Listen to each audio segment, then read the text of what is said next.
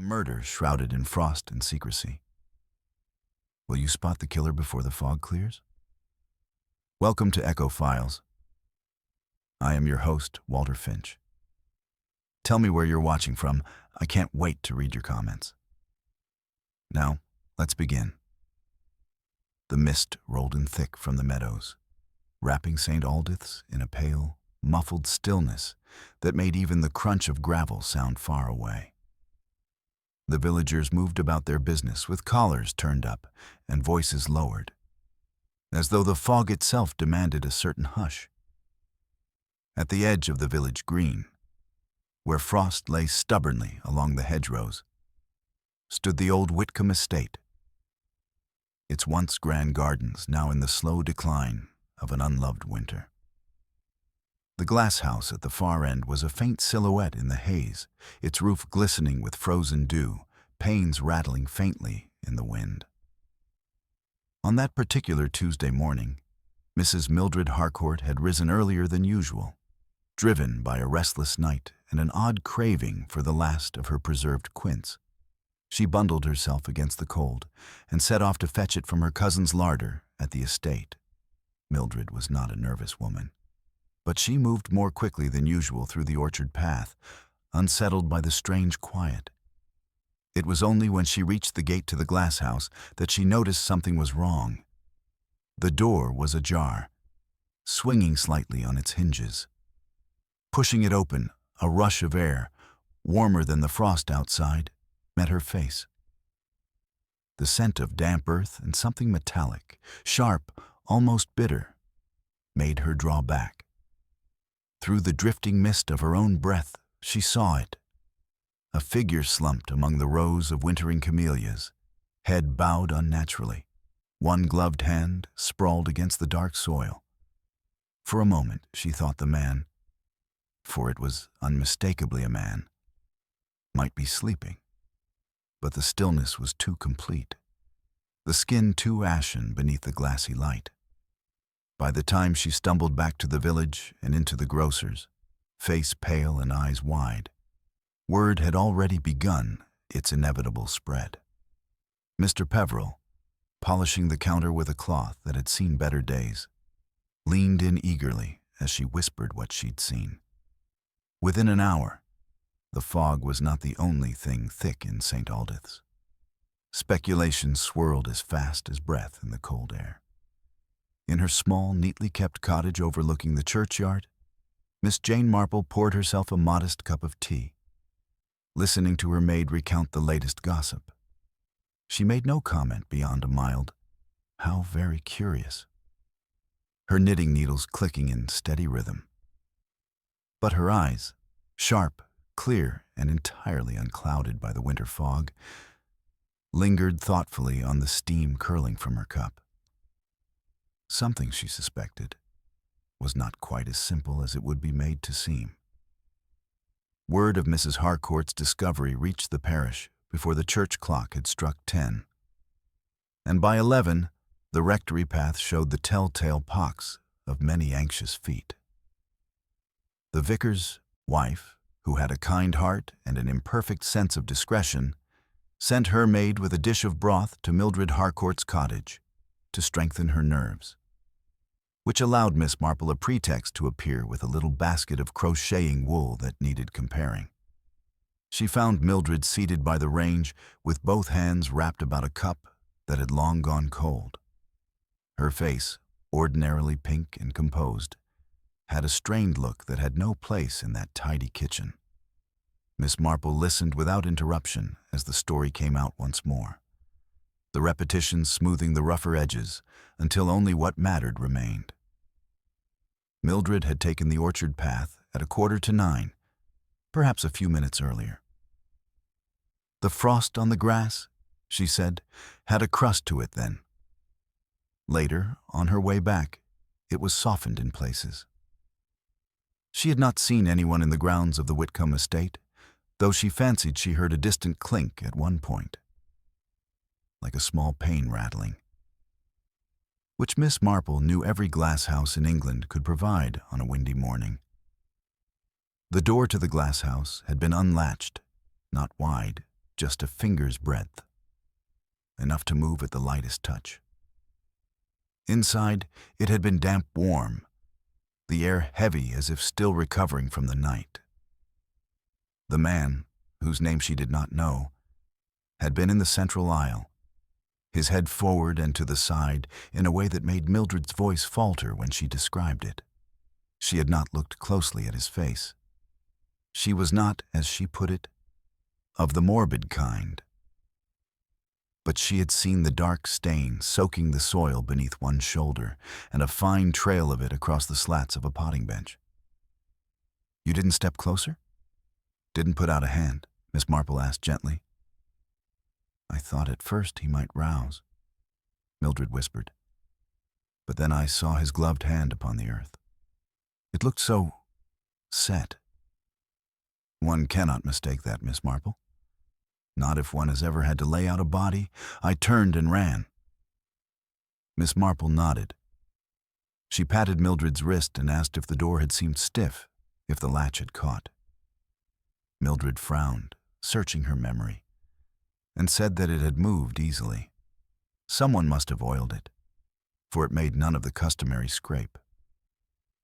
"Last week, when I fetched jars, it squealed so that I thought it would bring the whole place down." A useful little thing, Miss Marple thought. Most people forgot that glass houses, like people, had their habits. When those habits changed, it was never without reason.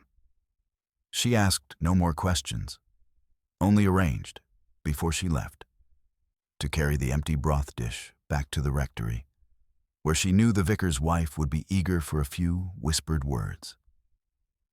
It is extraordinary how often comfort requires one to move about the village, noticing. By noon, Inspector Fielding from the county had arrived with a sergeant, their heavy boots flattening the rime into dull gray patches. The constable from St. Aldith's stood at the estate gate, keeping out the merely curious with a doggedness that would make little difference against the ingenuity of village curiosity.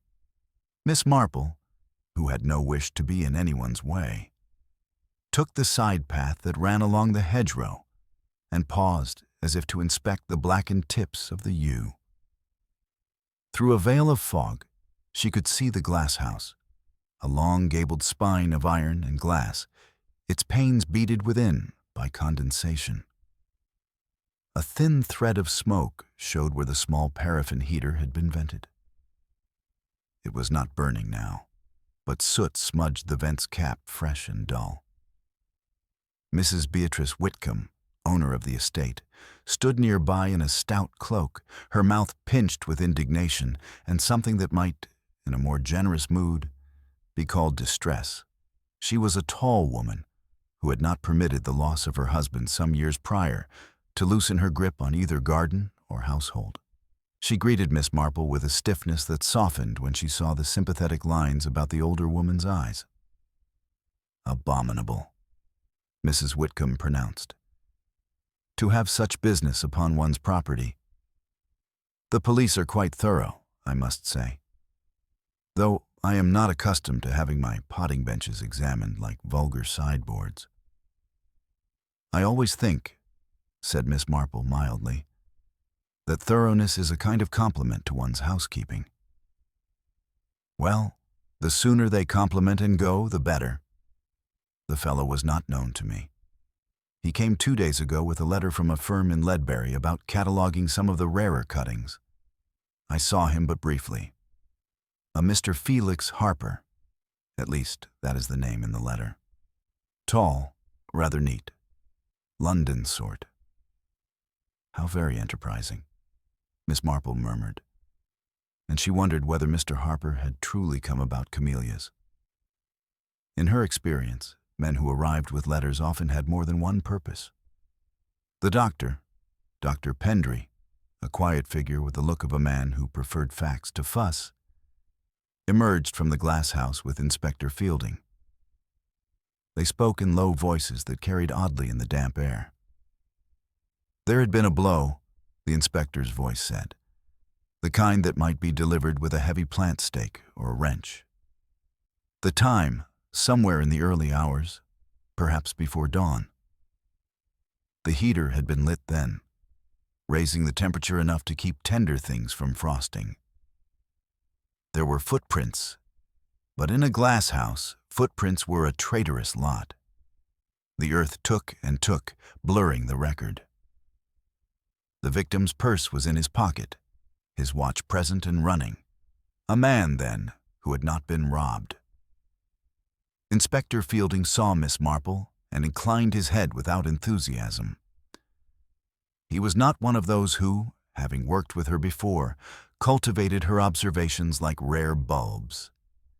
He was brisk, competent, and resolute in the face of what he considered distraction. "Good morning, Miss Marple. Best not to wander too near." "Of course, Inspector," she said pleasantly. "I was only admiring Mrs. Whitcomb's camellias. They are so cleverly overwintered. I always forget whether the Sasanquas prefer a little more chill, but you seem to have achieved a balance." Fielding was about to turn away when she added, almost as an afterthought, "I believe Mrs. Harcourt said the door moved freely today. It was rather obstinate last week." Mrs. Whitcomb's brows rose. "It was. I told Tom to see to it." Tom Greeley was the gardener, a broad-shouldered man with a pleasant, slow way of speaking, and a tendency, in Mrs. Whitcomb's view, to take liberties with his lunchtime. The inspector's head came round. "We'll have Mr. Greeley in, then?" Tom appeared soon enough, cap in hand, looking both worried and aggrieved. "He had oiled the hinge yesterday afternoon," he said, after the lady had spoken of it. No, he had not seen the gentleman that morning.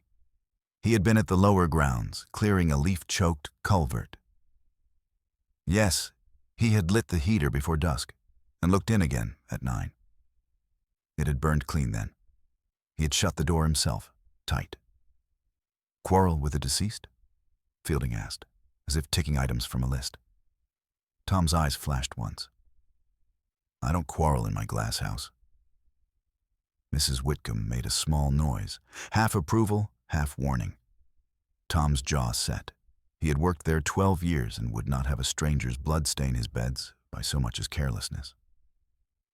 Miss Marple, whose voice never sounded less threatening than when it wandered, asked whether Tom had had any trouble with the camellias this year, with buds dropping, say, if the heat went too high. "Not if the vents kept proper," Tom said.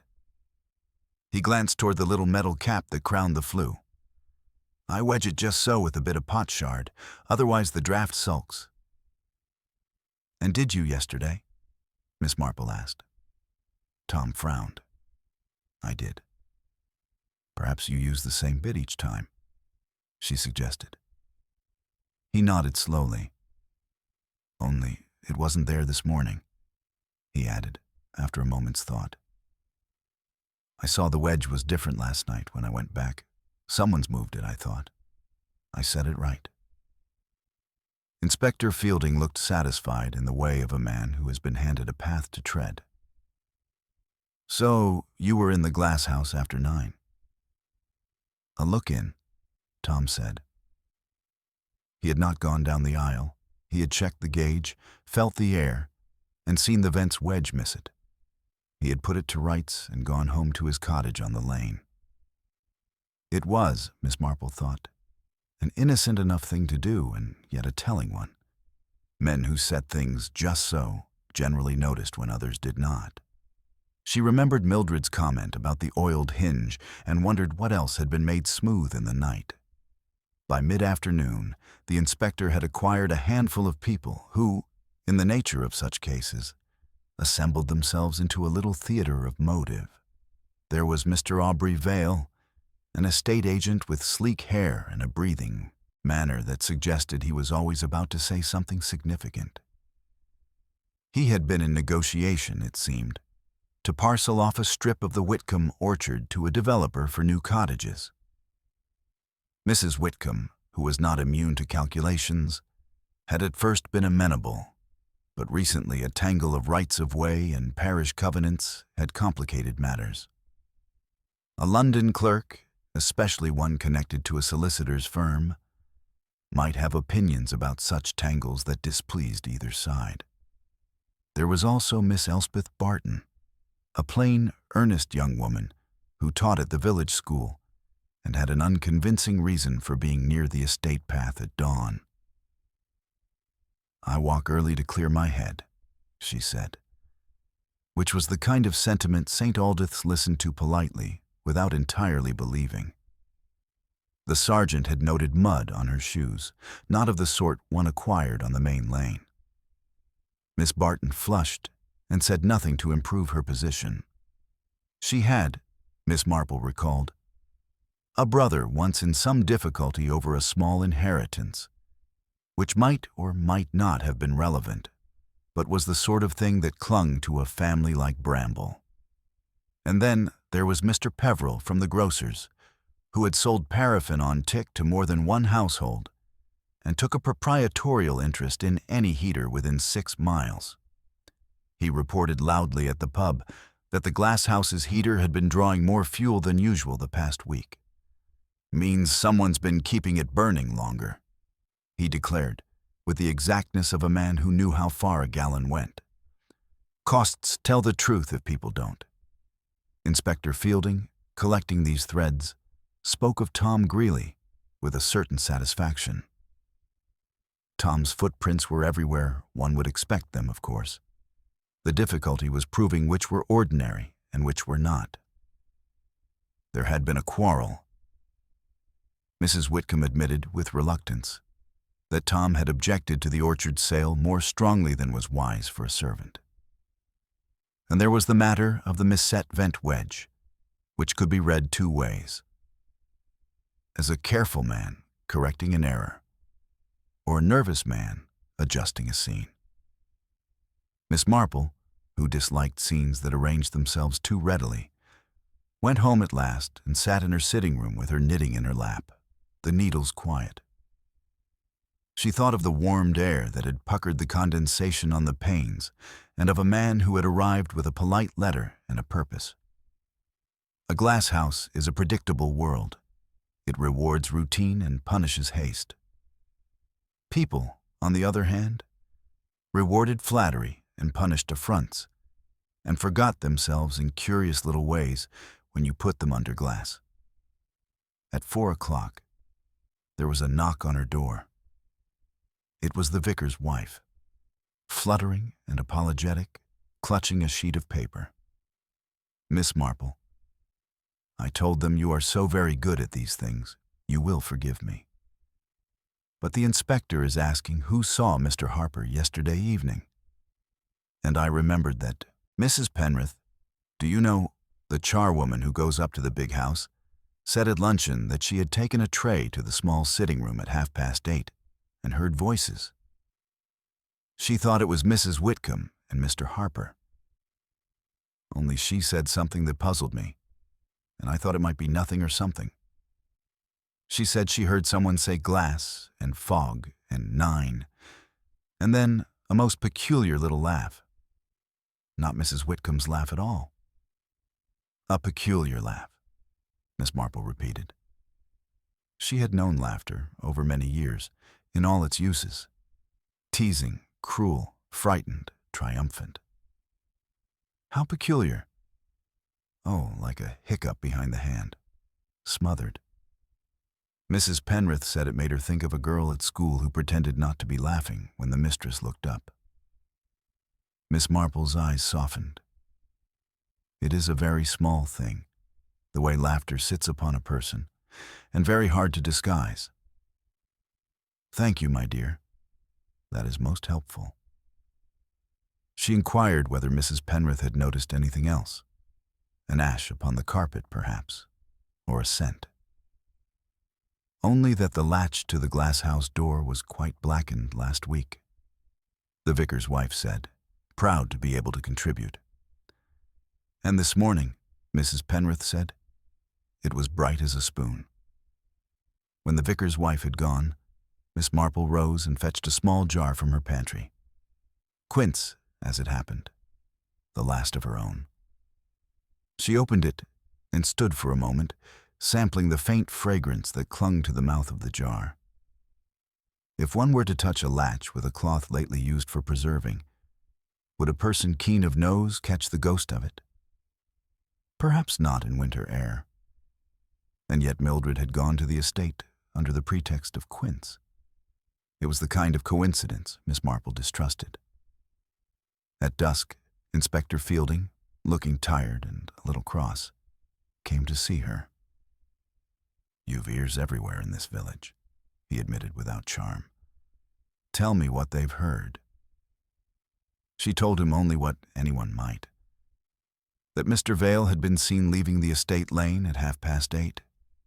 That Miss Barton had taken to walking early since Christmas. That Tom Greeley disliked the idea of cottages upon land he had tended. She did not tell him yet about the laugh. Men in Inspector Fielding's position preferred a weightier thing than amusement for their pivot. Instead, she said, "I wonder if you will permit me a small question, Inspector.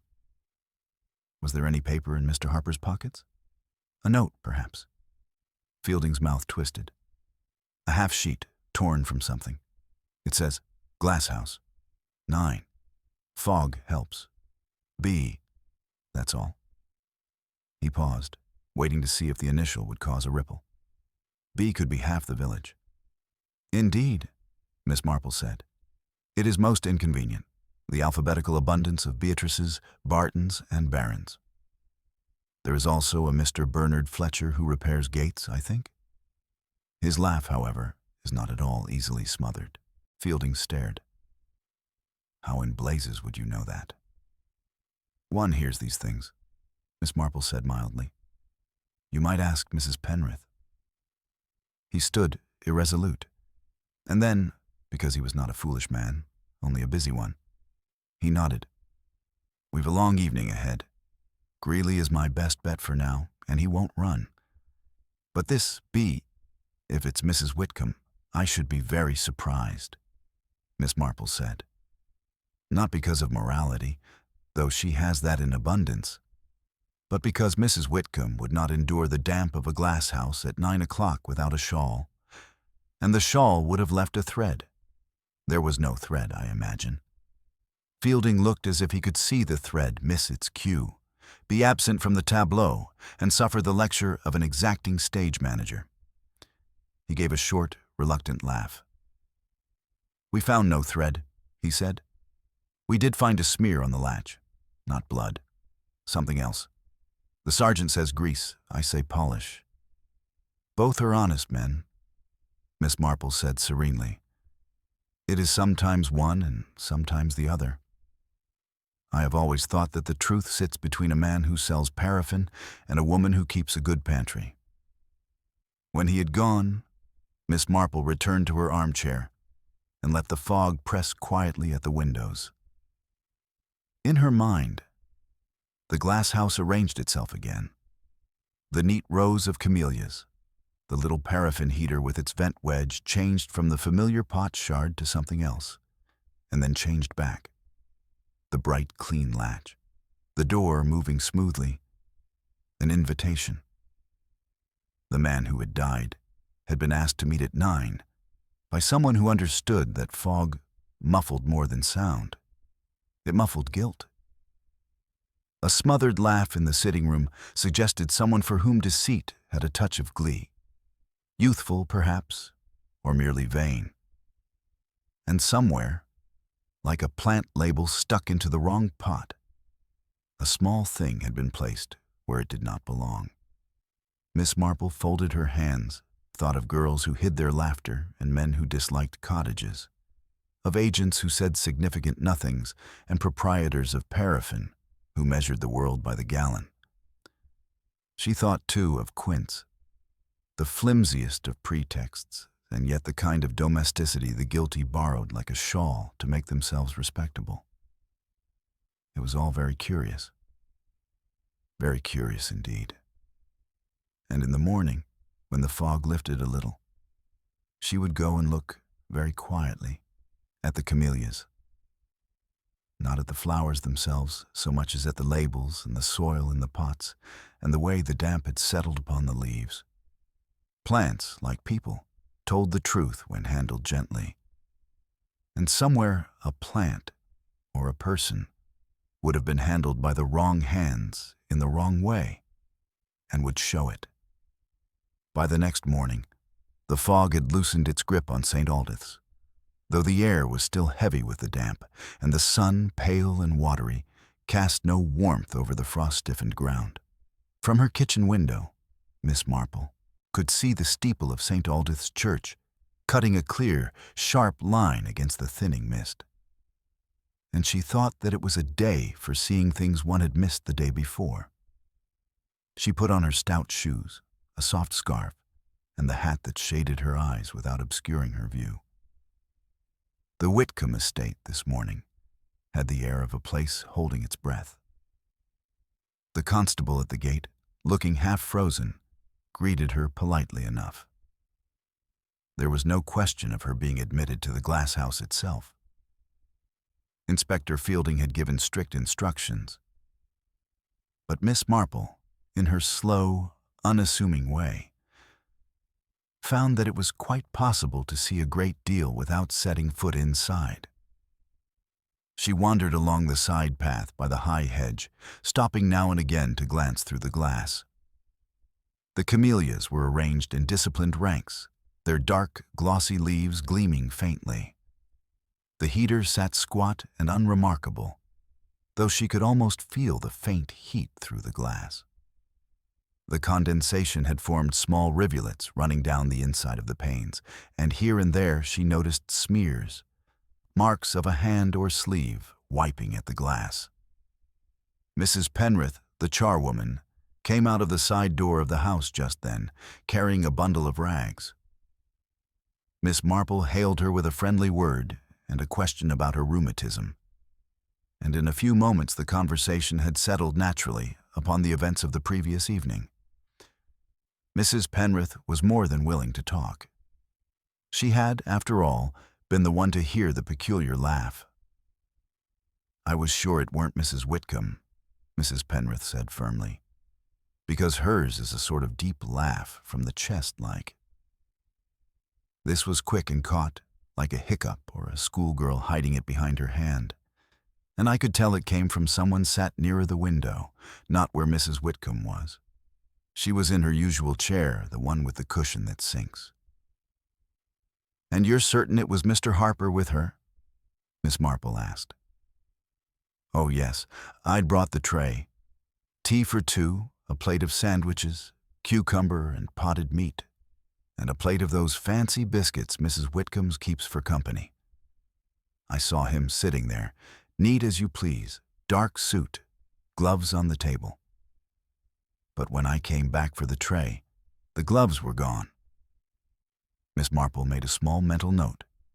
Gloves could be important, whether they were worn or not, and where they were put. "And the door latch?" she asked. "Bright as a spoon," Mrs. Penrith repeated. "I clean the handles every Friday, but this wasn't Friday, and I hadn't touched it. Not with metal polish, anyway.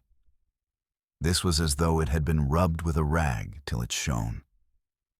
Miss Marple thanked her and let her go on her way. She took another slow circuit of the Glasshouse, her eyes narrowing slightly as she noticed the plant labels, small wooden stakes with neat, handwritten names, pushed into the soil at the base of each pot.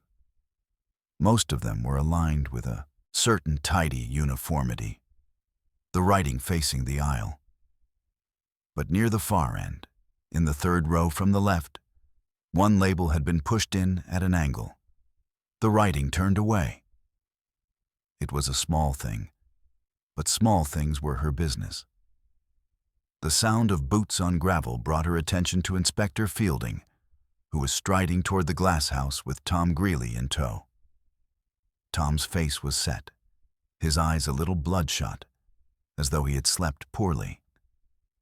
Fielding, seeing Miss Marple, gave a curt nod and made to pass, but she stopped him with a mild remark about the camellias' good health. "They're hardy enough," Tom said shortly. Even in frost, if you mind them proper. And if someone didn't? Miss Marple asked. Tom's eyes flicked toward her. Then you'd see it. Leaves spotted, buds dropping. These have been kept right, only... He broke off. Only? She prompted gently. Tom hesitated, then said, There's a pot gone from the far end. I noticed it yesterday. But I thought Mrs. Whitcomb had sent it to the house. A rare one, snowfinch. Been here years. I checked this morning. It's nowhere. Fielding frowned. Why didn't you say so yesterday? I had a body in my glasshouse, Tom said flatly. I wasn't thinking of flowers. Miss Marple thought of the angled label she had seen and felt certain it had marked where the missing plant had stood. The removal of a camellia might seem trivial to most, but to someone who knew their value, financial or sentimental, it could be motive enough, or at least part of one. Later that morning, Miss Marple took her shopping bag and paid a call at the grocer's. Mr. Peveril, bustling behind the counter, was delighted to see her. Terrible business, he said, leaning in confidentially. But I'll tell you one thing. They'll not find it was robbery. Purse untouched, watch on him. No, this was someone with a reason. And I can tell you the heater's been running more than usual. Must have cost twice the normal paraffin. Someone wanted that glasshouse warm. Perhaps for the camellias? Miss Marple suggested. Peveril sniffed. Perhaps. Or perhaps to keep something else from spoiling. She let that thought settle and drifted into talk of other things, but it stayed with her as she walked back along the lane. Heat in a glasshouse could preserve plants, yes, but it could also hide other signs. Blood, for instance, was harder to read when damp and warm. That afternoon, a small stir in the village was caused by the arrival of Mr. Aubrey Vale at the estate. His sleek hair and polished shoes looked incongruous against the muddy lane, and he spoke in a low, hurried tone to Mrs. Whitcomb before being shown into the house. Miss Marple, happening to pass at a convenient moment, noticed that he carried a leather folio, the sort used for documents. She did not have to wait long for the ripples to reach her. By tea time, it was known that Vale had been pressing Mrs. Whitcomb to sign certain papers. Papers connected to the disputed orchard sale. Some said she was wavering, others said she had told him, in no uncertain terms, that nothing would be signed until the unpleasantness was resolved. And there was a murmur, just a hint, that Mr. Harper's presence might have been connected to those very papers. In the evening, Miss Elspeth Barton came to see her. The young schoolteacher's manner was taut, defensive, as though she had come to head off suspicion. I know people are saying I was on the orchard path at dawn, she said. I was, but not for any reason connected to the murder. I couldn't sleep, so I walked. I saw the glasshouse light, though, dim through the fog. I thought it was odd that early. You didn't see anyone? Miss Marple asked. No one, Elspeth said. But I heard footsteps, I think. Not close. More like on the far side of the house. Miss Marple thanked her and watched her go. Footsteps on the far side could mean the back lane, the one leading toward the lower meadow. It was a path less used, but it connected to the road out of the village, useful for someone wishing to come and go unseen. That night, as she sat in her chair with her knitting in her lap, Miss Marple pieced the day's fragments together. A missing camellia, an oiled hinge, a bright polished latch, a heater burning hotter and longer than usual, a smothered laugh, and now footsteps on the far side of the house. Someone had used the glasshouse not only for a meeting, but for something else. Something that required warmth, concealment, and access. She thought, too, of gloves on a table and then gone, of labels turned away, of a note with the letter B at the end. There was a connection between these things, but it was not yet clear enough to touch. Still, she felt it forming, like the faint outline of a pattern beneath thin fabric. In the morning, she resolved, she would contrive to speak to Mr. Vale, to Miss Barton again, and perhaps even to Tom Greeley, away from the inspector's ear. Sometimes, when the air cleared and the frost softened, people let slip the very thing they had been guarding. And in this matter, Miss Marple was certain. It was not the large facts that would tell the tale, but the small, misplaced things. A plant pot, a laugh, the smell of polish where none should be, that would point inexorably to the hand that had done murder in the Glasshouse. The next day dawned sharper, the kind of crisp winter morning where the frost gleamed like powdered glass and the air seemed to carry sound a little too clearly. Miss Marple, with her knitting bag tucked under one arm, made her way down the lane toward the village. She was not ostensibly on her way to the Whitcomb estate. She was, as she told Mrs. Price at the post office, only about a bit of wool.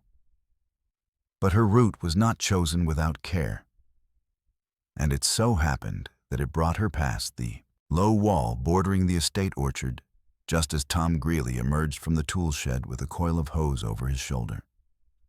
Tom looked as if he might have preferred to pass without speaking, but Miss Marple greeted him with that pleasant certainty which made refusing conversation almost impossible. She asked after the camellias, remarking that she had heard of the missing snow finch. Tom's expression hardened. Worth more than most people think, not in bloom now, so no one would take it for pretty's sake. They'd take it for profit, or because they knew it meant something. "Something to you?" she asked lightly. He hesitated. "It was my old master's prize.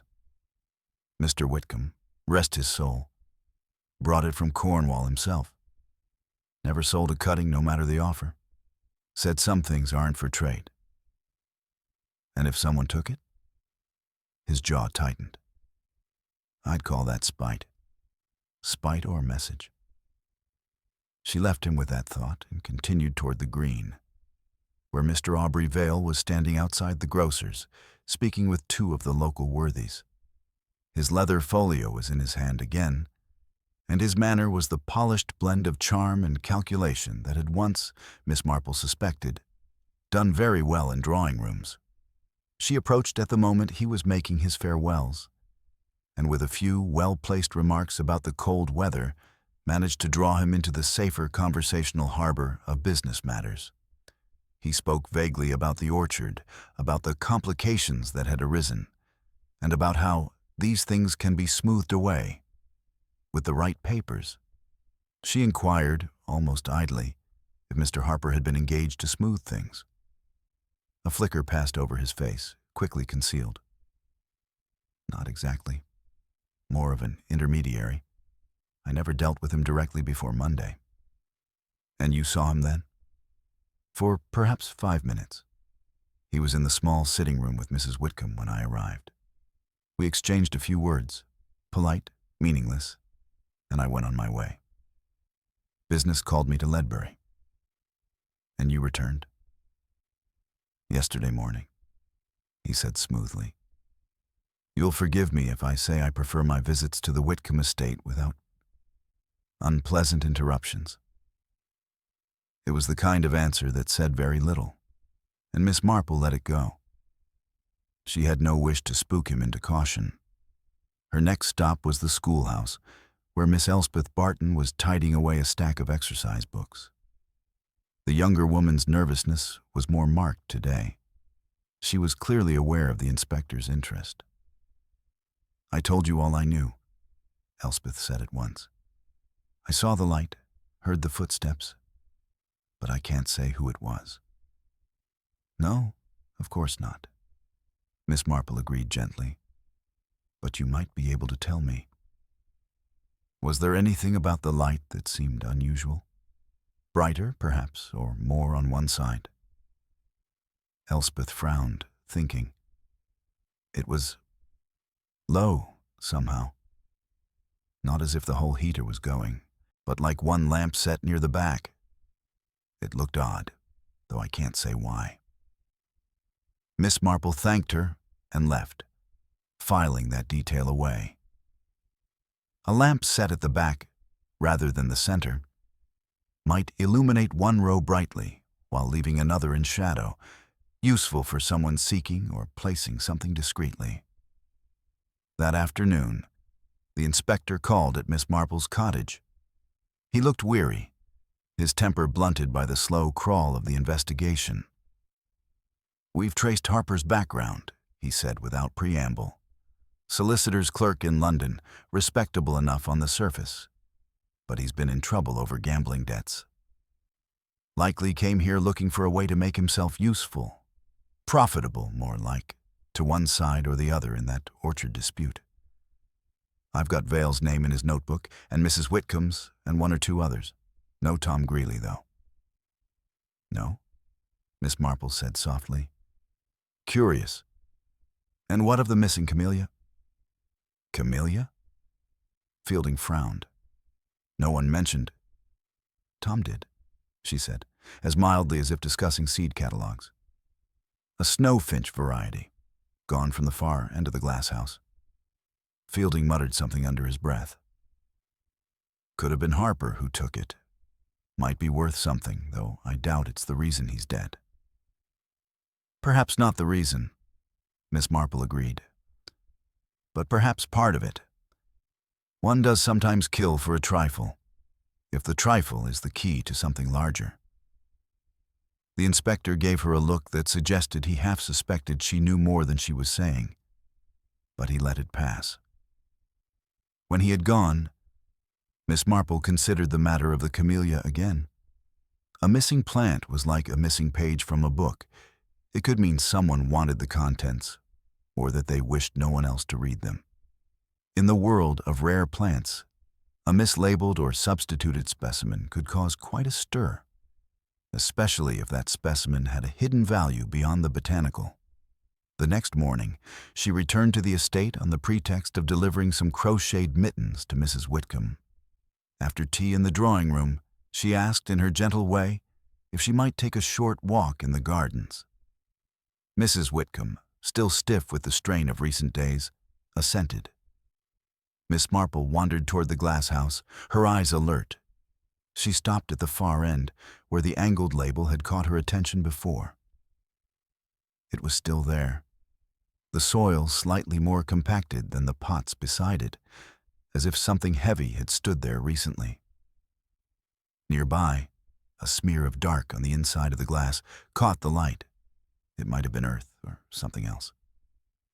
Tom Greeley came up behind her. "Inspector says to keep people out," he said, not unkindly. "Quite right," she agreed. "I only wondered, did the snowfinch have any peculiar markings, something that would make it easy to recognize?" He looked at her for a moment, then said, "White bloom, faint, pink edge. But the edge on ours, on Mr. Whitcomb's, was deeper than most. You'd know it if you saw it. And if someone wished to hide it among other plants?" He gave a short laugh. "They'd have to keep it out of bloom or swap the label." Miss Marple nodded and let him think she was merely indulging a gardener's curiosity. But as she walked back toward the lane, she felt the shape of the puzzle sharpening. A missing plant, a swapped label, a bright polished latch, a heater burning longer than usual. These were not the signs of a hasty, passionate crime. They were the marks of preparation, of someone who had thought ahead. By the time she reached her cottage, the beginnings of an idea had formed. She did not yet know the whole picture, but she suspected that the death of Mr. Harper was less an accident of circumstance and more the result of his discovering something he should not have known. about that missing camellia. And she also suspected that the smothered laugh Mrs. Penrith had heard belonged to someone who believed they had been very clever indeed. Such people, in Miss Marple's experience, often failed to notice the one small thing that would undo them entirely. She sat down by the fire, her knitting in her lap, and thought of how to find that one small thing.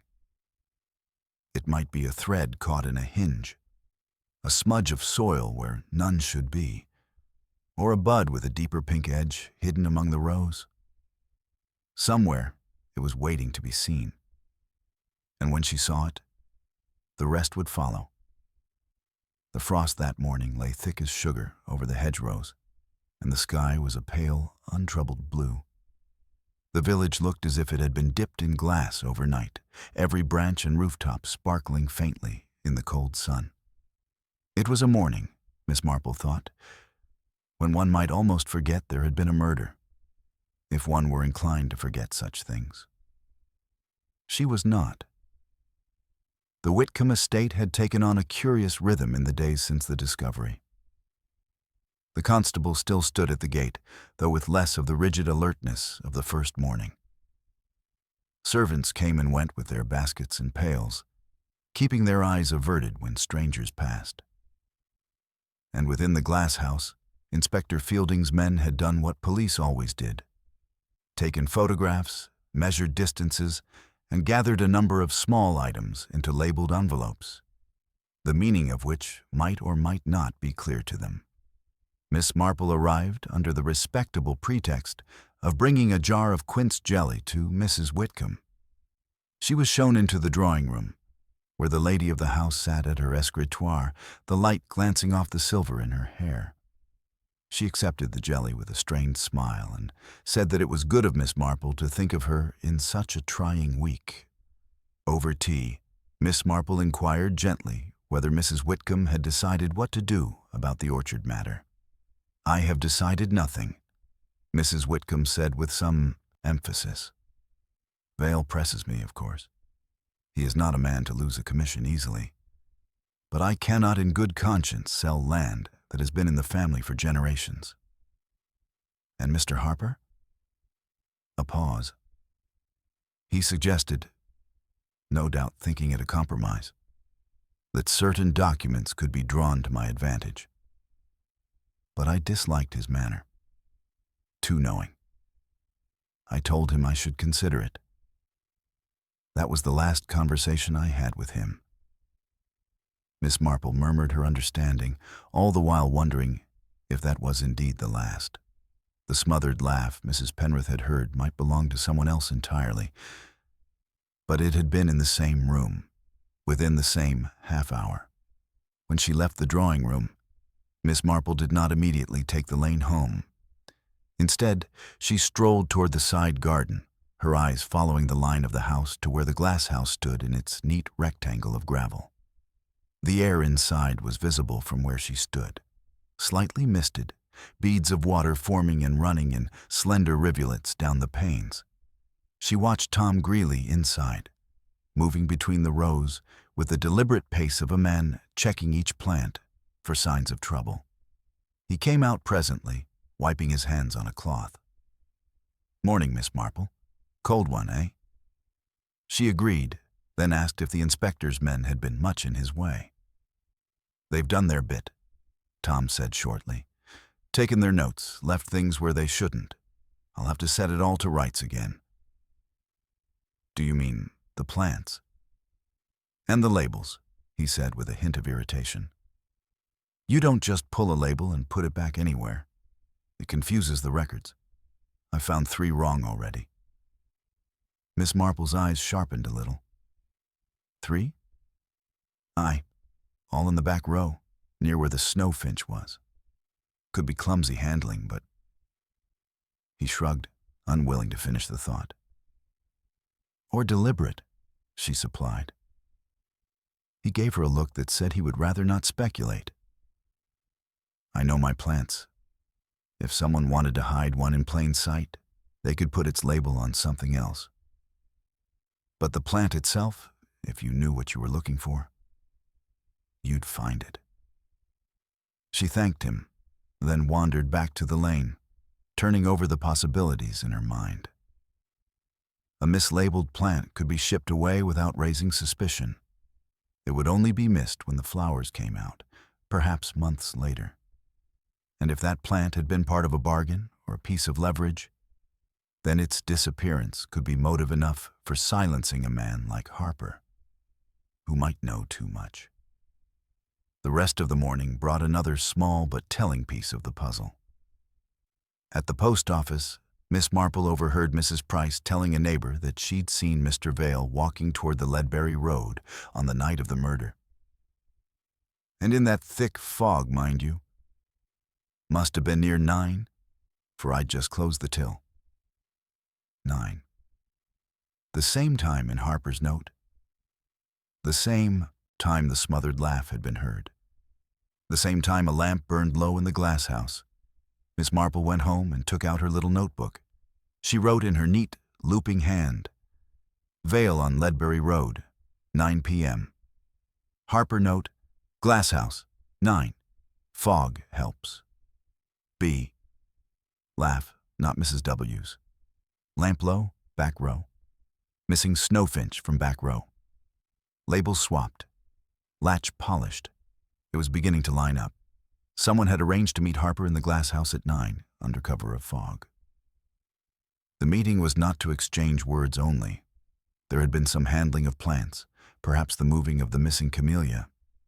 The latch had been polished. Why? To remove prints? Or to conceal some other trace? And then, either in the course of that meeting or because of it, Harper had been struck down. The identity of B was still uncertain. Vale's name did not fit, but Barton did.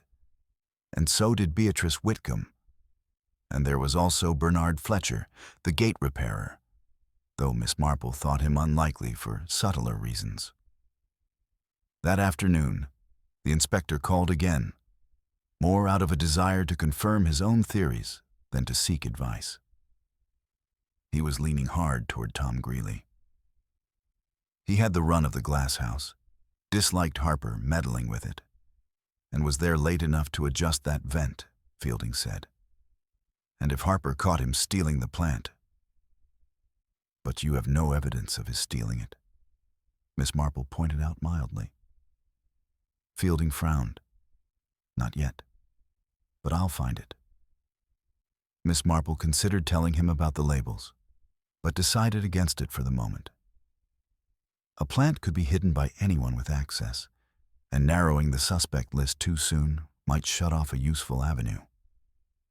Instead, she asked whether Harper had been struck from the front or the back. "Back of the head," Fielding said. "Surprise blow. Could have been with one of those long stakes. There's half a dozen in the Glasshouse." "And no sign of struggle?" "None. Which means Harper didn't see it coming, or trusted the person enough to turn his back."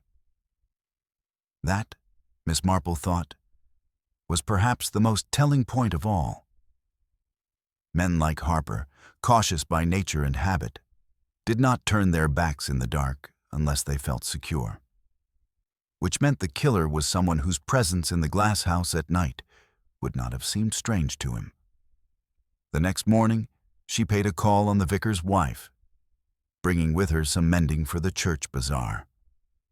The conversation, after the proper courtesies, drifted inevitably to the murder. "I can't think how anyone could have done such a thing," the vicar's wife said.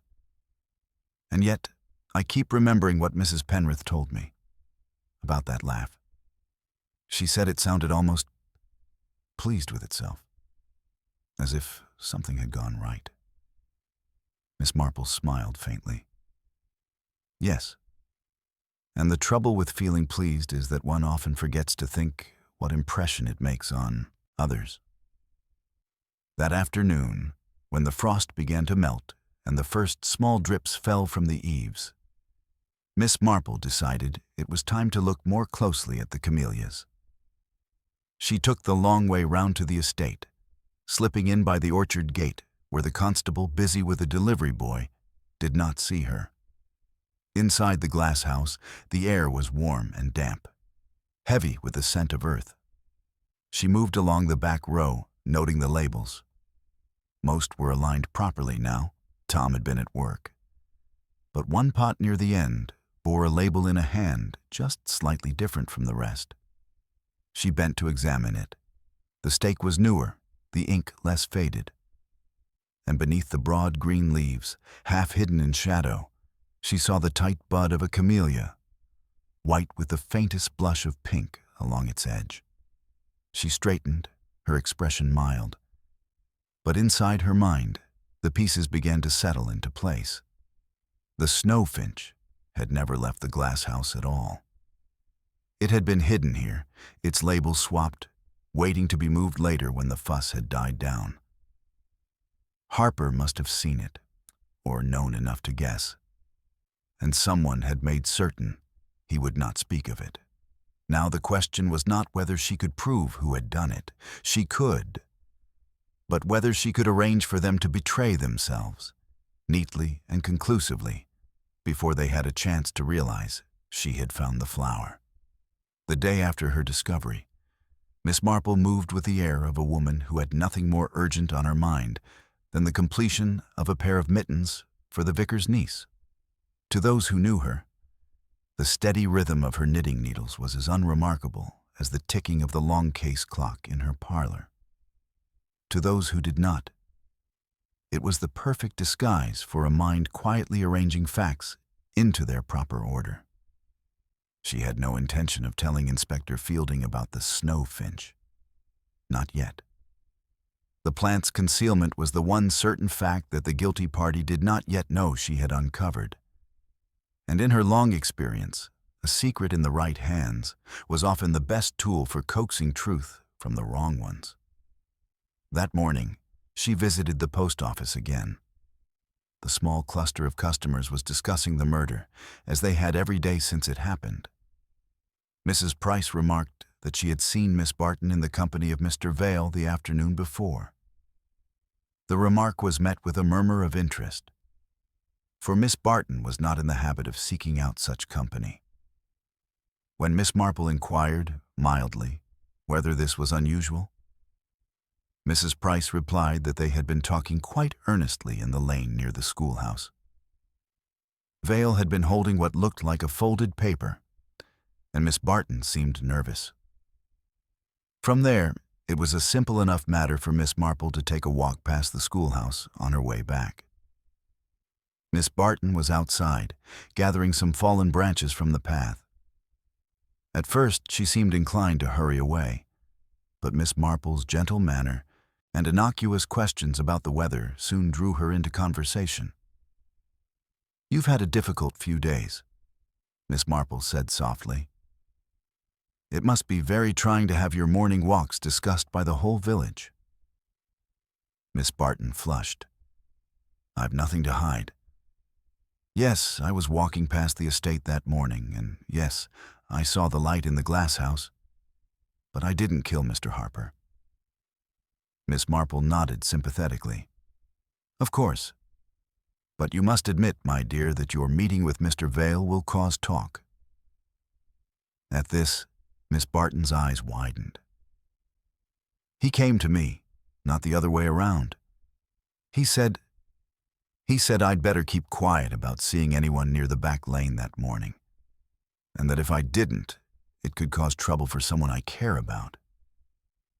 "Tom Greeley?" Miss Barton hesitated, then nodded. "We've been keeping company, though it's no one's business but ours.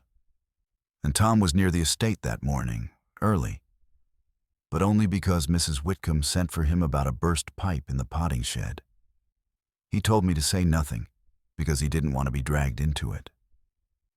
Miss Marple took this in, her expression one of mild concern. If Vale was warning Miss Barton into silence, it suggested he believed, or wanted others to believe, that Greeley was a plausible suspect. And that could be convenient for someone who wished suspicion to fall elsewhere. By midday, she had another opportunity to widen the picture.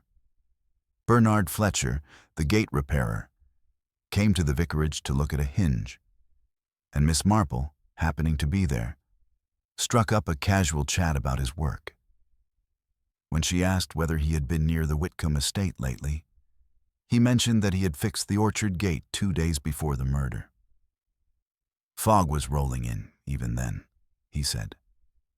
Funny thing, saw Mr. Vale coming out of the lower meadow path. Not his usual way, is it? That was useful. Vale had been near the estate from 2 different directions in the days before Harper's death. Once on the orchard side, once on the meadow side. Both routes led toward the Glasshouse, if one knew the grounds. The next piece came unexpectedly from Mrs. Penrith. Miss Marple found her in the grocer's, buying flour, and asked whether she had been into the Glasshouse since the murder. Mrs. Penrith shuddered. Only once, to fetch some tools for Tom. And I noticed, funny thing, the little side shelf where Mrs. Whitcomb keeps her brass plant misters had been wiped clean. Polished, like the latch. Do you recall if one was missing? Mrs. Penrith frowned. Now you mention it, yes. The smallest one, shaped like a teardrop. I've seen it used for the camellias. Gone now.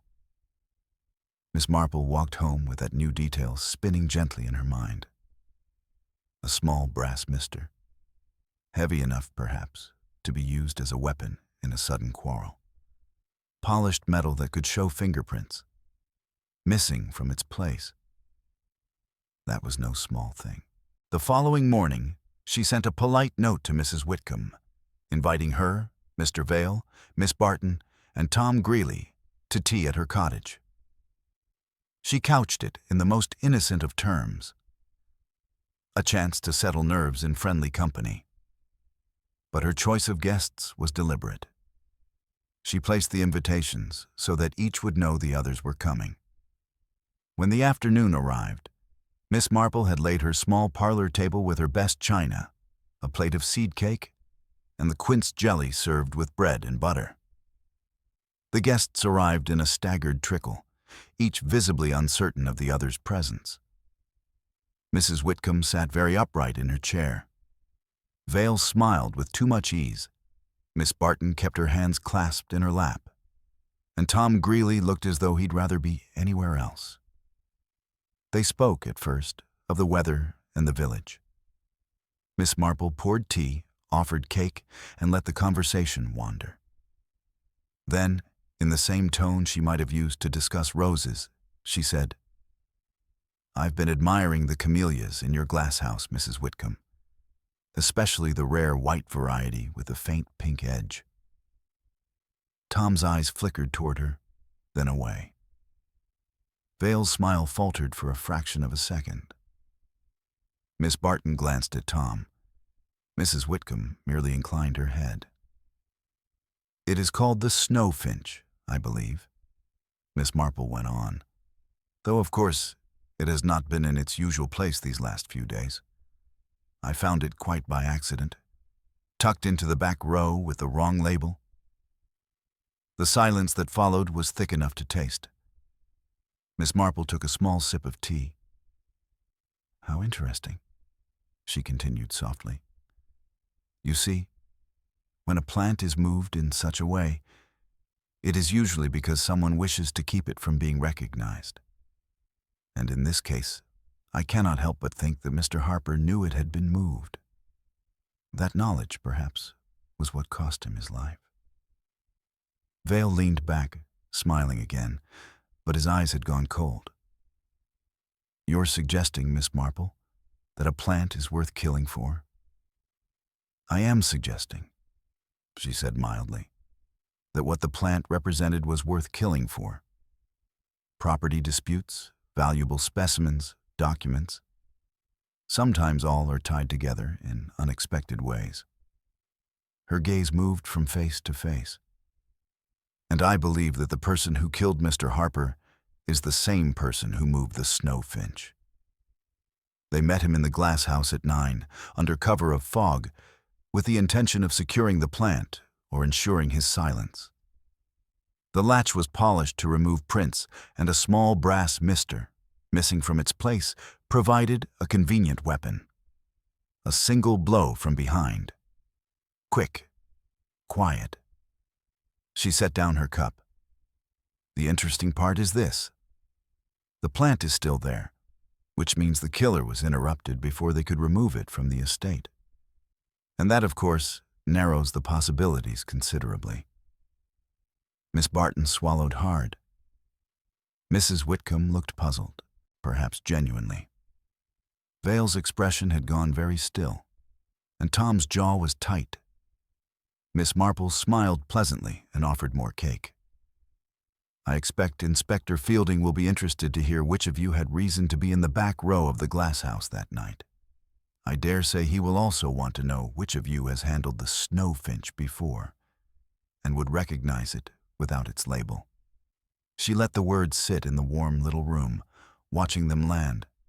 Somewhere among these four was the person whose smothered laugh had betrayed them to Mrs. Penrith. And now, Miss Marple thought, the smallest slip, a defensive remark, a careless admission, might do the rest. All she needed was to wait, quietly knitting until the thread she had been following all along finally led to the hand that held it. The silence after Miss Marple's last words was not the natural pause of polite conversation, but the strained stillness of a room in which everyone was listening to their own thoughts. The ticking of the clock on the mantel seemed suddenly louder. Outside, a rook gave a short, harsh cry before the sound was swallowed by the still winter air. Mr. Vale was the first to speak, his voice smooth but a fraction too quick. I suppose, Miss Marple, that in your long acquaintance with village life, you've grown fond of theories. But theories without evidence, well, they're only stories, aren't they? Miss Marple's smile was as mild as ever. Stories are often the truth with the details shuffled about, Mr. Vale. One only has to put them back in the proper order. Mrs. Whitcomb gave a small laugh that carried no amusement. I cannot think what all this has to do with me, Miss Marple. My plants are cared for by Tom, and I haven't set foot in the Glasshouse after dark in years. I dislike the damp. Tom Greeley shifted in his chair. You're not saying I moved the snowfinch? His tone was defensive, but there was something in it, resentment perhaps, that made Miss Marple glance at him more closely. I'm saying, she replied gently, that whoever moved it knew its value, knew where to hide it, and knew how to care for it so that it would not be noticed. That knowledge narrows the field. Miss Barton, who had been silent until now, spoke up, her voice unsteady. You're making it sound as though any one of us could have done it. But She stopped herself, color rising in her cheeks. Miss Marple's knitting needles clicked softly. It's natural to feel defensive when one's name is linked to such an unpleasant business. But you must understand, my dear, that the truth will come out sooner or later. The missing plant, the fog, the meeting at 9 o'clock, the smothered laugh, each points to a person who thought themselves very clever indeed. Clever enough to believe they could arrange a thing in secret without anyone noticing. She looked up from her knitting, her blue eyes very clear, but people always notice something, even in fog. Tom exhaled through his nose, hard.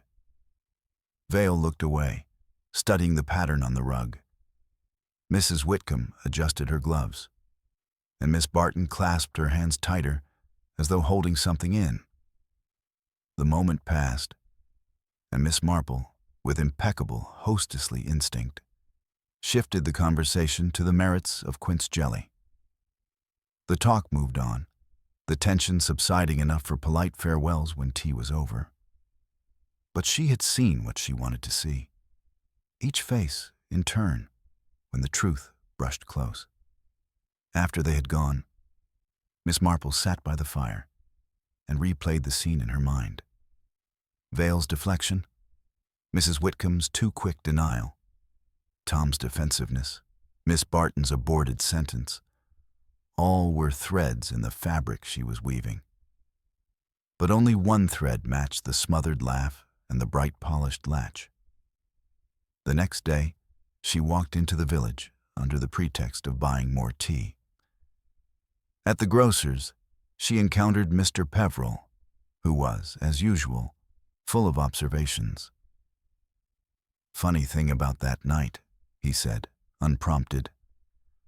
"I was topping up the paraffin delivery book, and I saw that someone from the Whitcomb estate had drawn a second can that afternoon, enough to keep that heater going hours longer than usual." "And who took it?" Miss Marple asked. "Miss Barton, of all people. Said Tom asked her to." He shook his head. "Not the usual errand for a schoolteacher, eh?" Miss Marple agreed it was unusual and went on her way. The puzzle was tightening now. Miss Barton, by her own admission, had been near the estate early in the morning and had seen the light in the glasshouse. Now she was tied to supplying the fuel that had kept it warm longer. Long enough, perhaps, to mask certain signs on the soil or on the plant itself. In the afternoon, she contrived to meet Bernard Fletcher on the lane again. He had been working on a farm gate, and his hands were grimy. "That foggy night?" she asked casually. "You saw Mr. Vale coming from the meadow path. Did he seem in a hurry?" Fletcher thought. Not so much hurried as watchful, like he was making sure no one saw him. By evening, Miss Marple had pieced together enough of the pattern to act. She sent a note to Inspector Fielding, asking him to call the next morning. When he arrived, she greeted him warmly, offered him tea, and then, without preamble, laid out what she had found. The concealed snowfinch, the swapped labels, the polished latch, the missing brass mister, the paraffin drawn under Miss Barton's name, Vale's presence near the estate from two directions, the smothered laugh. Fielding listened, frowning deeper as each point was added. "You're saying Barton did it?" "I am saying," Miss Marple replied, "that Miss Barton was used. She may have supplied the paraffin, but she did not wield the brass mister. That required someone Harper trusted enough to turn his back on in the dark, someone who had reason to be in the Glasshouse after hours, someone who knew exactly what the snowfinch meant in the dispute over the orchard, and whose initial, in Harper's note, was B." "B for Barton?" Fielding asked. "Or B for Beatrice," Miss Marple said softly. "Mrs. Whitcomb." Fielding sat back. "You think the lady of the house killed him?" "I think she arranged to meet him in the Glasshouse, intending to strike a bargain over the orchard and over the plant, which was part of her leverage. I think Harper tried to press his advantage, perhaps even threatened to use what he knew to force her hand. And I think she silenced him, quickly and quietly, with the nearest heavy object to hand. The laugh Mrs. Penrith heard was hers, smothered, yes, but not entirely hidden, when Harper agreed to her terms, moments before she struck. The polished latch and wiped shelf were her attempt to remove any trace of herself from the scene. But she could not move the plant immediately, without drawing attention. And then the body was found, and the opportunity was gone. Fielding considered this. "And Vale?" "He knows," Miss Marple said simply. "He was in the meadow path to see if the coast was clear. He's been pressing Mrs. Whitcomb to sell the orchard and will use her guilt to force her compliance. Miss Barton's involvement with Tom gave him a convenient way to suggest suspicion elsewhere." Fielding rubbed his chin. "It fits. But proving it—" Miss Marple smiled faintly. "You need only offer Mrs. Whitcomb the chance to recover the snowfinch quietly. Say you know where it is. Watch her reaction. A guilty woman will not be able to resist the impulse to claim her prize, especially if she thinks it is slipping away. The inspector's eyes narrowed, then brightened with a reluctant admiration. "You've a devious mind, Miss Marple." She inclined her head modestly. "One learns from observation, Inspector. Human nature is endlessly obliging in that respect." The next morning, Fielding put her plan into action. Miss Marple, watching discreetly from the churchyard, saw Mrs. Whitcomb emerge from the house less than half an hour after the inspector left. She crossed the frosted gravel to the Glasshouse with determined steps, glancing once over her shoulder. Inside, she went straight to the back row and bent over the mislabeled plant. Her gloved hand brushed the bud with a faint pink edge. She did not hear the inspector enter behind her. The confrontation, Miss Marple learned later, was quiet but decisive. Faced with the evidence and the knowledge that Vale's leverage over her would vanish once the truth was known, Mrs. Whitcomb confessed. Not with tears, but with a kind of cold dignity. Harper, she admitted, had been greedy, pressing her for money and threatening to sell the information about the camellia and the orchard deal to Vale. She had meant only to frighten him, but the blow had been harder than she realized. The rest had been a hurried, clumsy attempt to erase her presence. Vale, when questioned, admitted to knowing after the fact and using the knowledge for his own purposes. He would be dealt with in due course. Miss Barton and Tom were cleared of suspicion, though Miss Barton declared she would never again run errands involving paraffin. That evening, Miss Marple sat by her fire, the frost settling on the village once more, and reflected that human nature, like a glass house in winter, could conceal much, but only until the right eyes looked in. And she thought with quiet satisfaction, had always been good at looking. 2 days after Mrs. Whitcomb's arrest, the winter fog returned to St. Aldith's, settling thick and low over the hedgerows as though the village itself wished to draw the curtains on the whole sordid business. The gossip, however, showed no such inclination. At the post office, in the grocer's, along the church path, tongues wagged freely. About the orchard, the snow finch, and whether Mrs. Whitcomb would ever be seen in the parish again. Miss Marple moved through these conversations with her usual gentle attentiveness, offering no more than a soft murmur or small nod. She had no wish to fan the embers of scandal, but she was not unaware that some in the village were struggling to fit the arrest into their understanding of the world. Mrs. Whitcomb, after all, had been a fixture, a woman of breeding and position, whose family had been part of St. Aldith's for generations. That such a person could stand accused of murder unsettled the tidy order of things. On the morning following the arrest, Inspector Fielding called at Miss Marple's cottage. He was in plain clothes now, the formal business of the case largely concluded. He accepted tea with the air of a man who had been working too long in the cold. "You were right," he said, as she set the pot before him. About the plant, about the meeting, about the latch. She admitted it all. Miss Marple poured the tea with steady hands. She struck him in anger or in calculation. "A bit of both," Fielding said. She claimed she only meant to frighten him into giving up his demands. But she also admitted she saw a chance to rid herself of the problem entirely. That brass mister of hers, heavy enough to do the job in one blow. She wiped it and tossed it into the pond at the far edge of the grounds. "We dredged it this morning." Miss Marple allowed herself a small sigh. People so often believe water will wash away their guilt, when all it does is preserve it for a little while. Fielding gave a short laugh.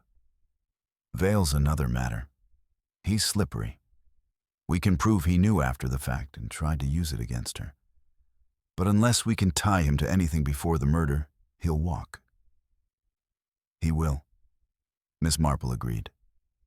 "But such men leave a trail of small debts and favors behind them. One day, one of those will trip him."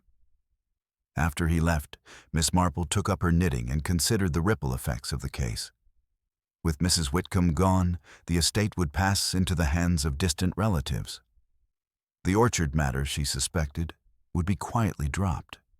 The snow finch, still in the glasshouse under the inspector's seal, would eventually be returned to its rightful place, or perhaps sent to a botanical collection where it could be admired without serving as a pawn in anyone's schemes. That afternoon, she walked to the green to post a letter and found herself joined by Miss Elspeth Barton. The young schoolteacher looked better than she had in days, though her eyes still held traces of the strain she had endured. "I wanted to thank you, Miss Marple," she said. "Tom told me how you kept the inspector from fixing on him too soon. If you hadn't—" She trailed off, shivering at the thought. Miss Marple gave a kind smile. "The truth will have its way, my dear, but sometimes it needs a little protection while it grows clear enough to be seen." They parted at the lane, and Miss Marple continued toward the orchard path. It was here that much of the case's tension had played out. Footsteps in the fog, comings and goings that seemed harmless until set beside one another. She paused by the gate Bernard Fletcher had repaired, running her gloved fingers over the smooth wood. In her mind's eye, she could still see Mrs. Whitcomb walking swiftly across the frosted gravel to the glasshouse, glancing over her shoulder, intent on reclaiming the plant she had hidden. That moment of unguarded movement had been enough to bring her carefully constructed defense tumbling down. The following day brought a small, unexpected visit. Mrs. Penrith appeared at Miss Marple's door, looking almost shy. "I thought you might like to know," she said. "I went in to dust the small sitting room now the inspector's done with it, and I found something behind the cushion of Mrs. Whitcomb's chair. Just a scrap of paper. It says Vale, terms unchanged." I thought, well, you might make more sense of it than I could. Miss Marple took the paper. The thin pencil scrawl faded in places. "It confirms what we suspected," she said. Vale and Mrs. Whitcomb were negotiating long before Harper came into the picture. He was simply an extra complication for both of them. Mrs. Penrith gave a satisfied nod. "Knew there was more to it." "Well, I'll leave you to it." When she was gone, Miss Marple set the scrap into her notebook with the other small fragments she had gathered.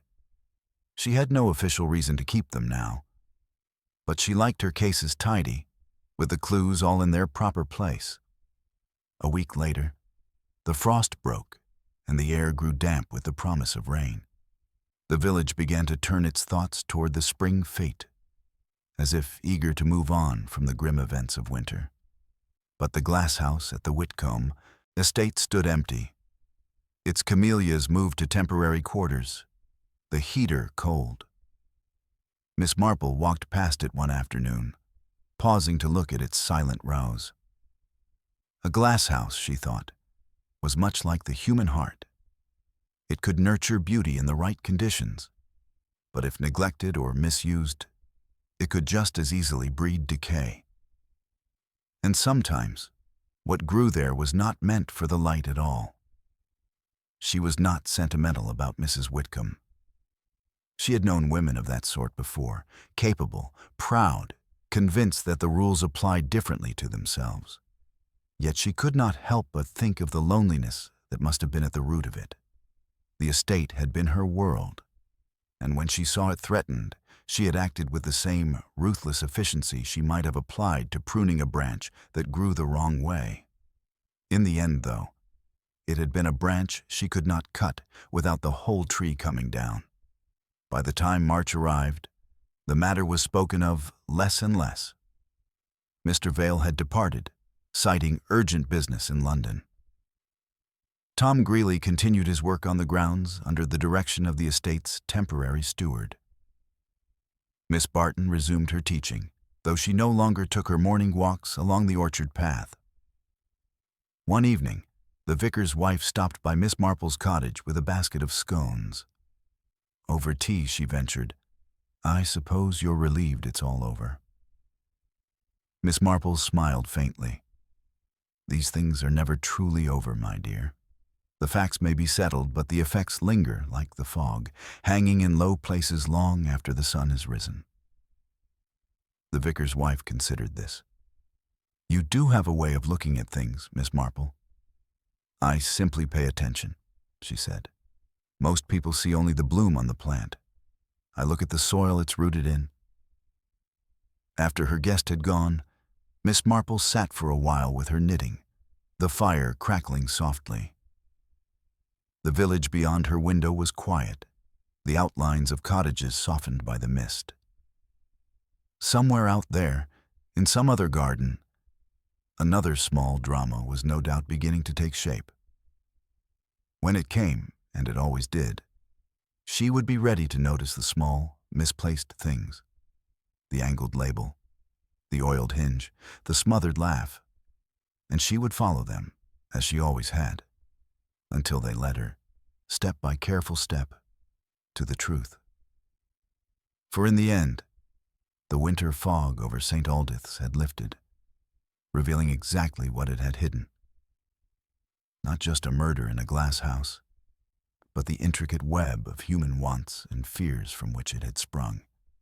And for Miss Marple, there was no mystery more absorbing than that. The days lengthened, though the sun remained pale and thin, and St. Aldith's began to wear its air of normality like a garment put back on after an unpleasant interruption. To a casual visitor, nothing in the village square or along its narrow lanes would have betrayed that only weeks before. The Whitcomb estate had been the center of a murder inquiry. Yet for those who had lived through it, the memory lay just beneath the surface, waiting to rise again whenever a chance remark, a certain name, or a whispered tone brushed too close to the truth. Miss Marple, who had seen such restorations of normality many times, knew that the quiet was not complete. There were still questions, some idle, some meaningful, that hung in the winter air. She heard them at the counter of the post office, murmured over the weighing of a letter. She caught them between the clink of teacups in the vicarage drawing room. And she noticed, too, the subtle rearrangement of village allegiances. Certain friendships cooled, others strengthened, as people quietly reevaluated whom they trusted. It was in this tempered atmosphere that Tom Greeley called at her cottage one morning. He stood awkwardly in the doorway, cap in hand, the scent of cold air and damp earth clinging to him. "I've been meaning to thank you," he said after she had brought him inside and settled him with a cup of tea. "You saved me from being caught in the middle of it. The inspector had his eye on me. I could feel it. And if you hadn't, well, I don't know what might have happened." Miss Marple smiled gently. "The truth has a way of coming out, Tom, though it doesn't always come out quickly enough to suit justice. But I'm glad, for your sake, that it did before any harm was done." Tom nodded, turning his cap in his hands. "Funny thing, though. I keep thinking about that night. About the plant, how it was moved. Whoever did it knew the Glasshouse well, but I've been asking myself, did they know it as well as me? I'd have spotted a plant with the wrong label the next morning. But she..." He stopped, perhaps feeling he had said too much. "She relied on no one noticing," Miss Marple finished for him. "And for a few days, no one did." He gave a wry smile. "Except you." After he left, she sat for a while, thinking about his words. They were not new to her, but they reminded her how much of this case had turned on a single assumption: that the ordinary course of things would remain undisturbed. Mrs. Whitcomb had believed the plant could be hidden among others until the time was right. Harper had believed he could use his knowledge to his advantage without danger. Vale had believed he could profit from someone else's crime without being drawn into it himself. And each had been wrong in their own way. That afternoon, Miss Marple walked toward the Whitcomb estate. The temporary steward, a conscientious young man from Ledbury, had given her leave to look in on the Glasshouse whenever she liked. "Given all you've done for the place, ma'am?" The camellias had been returned to their rows, their buds swelling in anticipation of spring. The snowfinch stood in its rightful position once more, its label properly aligned, as though nothing had ever happened. Yet she could not look at it without seeing the whole sequence of events it had set in motion. She traced her way along the gravel path to the spot where Mrs. Whitcomb had stood when Fielding caught her. She could almost hear the faint creak of the door, the clink of the latch. The Glasshouse, with its warm, damp air and its orderly rows, was the kind of place that encouraged secrets. It felt contained, apart from the rest of the world. But secrets, she reflected, were like heat. They eventually escaped through the smallest gaps. The following day, an envelope arrived for her by the morning post. The handwriting was unfamiliar, precise, with a faint backward slant. Inside was a single sheet of paper, unsigned, on which was written, "You may think you understand everything, but there was more to it than you know." Miss Marple read it twice, then folded it neatly and placed it in the drawer of her writing desk. Such communications did not alarm her. She had received others, in other cases, from those who felt that the truth, as it had been recorded, was not the whole truth. Often they were meant to unsettle, to plant doubt. But she knew that even if there had been other motives, other layers, the act of murder had been Mrs. Whitcomb's, and no amount of ambiguity could alter that. Still, she could not help but wonder who had sent it. Vale, perhaps, eager to remind her that he was still beyond the reach of the law. Or someone else, less obvious, who had found their own advantage in the whole affair, and feared that she might yet discover it. She made a mental note to keep an eye on the small changes in village life over the coming months. One such change was visible almost at once. Vale's departure for London had left a curious vacuum. The small, speculative conversations about land and property that he had so often guided in the pub and the shop now seemed to drift without direction. And yet, Miss Marple noticed, there was already someone else beginning to fill that space. A younger man, newly arrived in the village, with the easy manner of someone who makes it his business to know other people's business. She filed that away as well. It was during evensong the next Sunday that she found herself reflecting on the case in a different light. The hymns, the soft rustle of pages, the faint scent of wood polish. It was all so entirely unchanged from the weeks before the murder. And yet, her own perception of the village had shifted subtly. She could see, in her mind's eye, the lines that connected one household to another, the currents of favor and resentment that moved beneath the surface.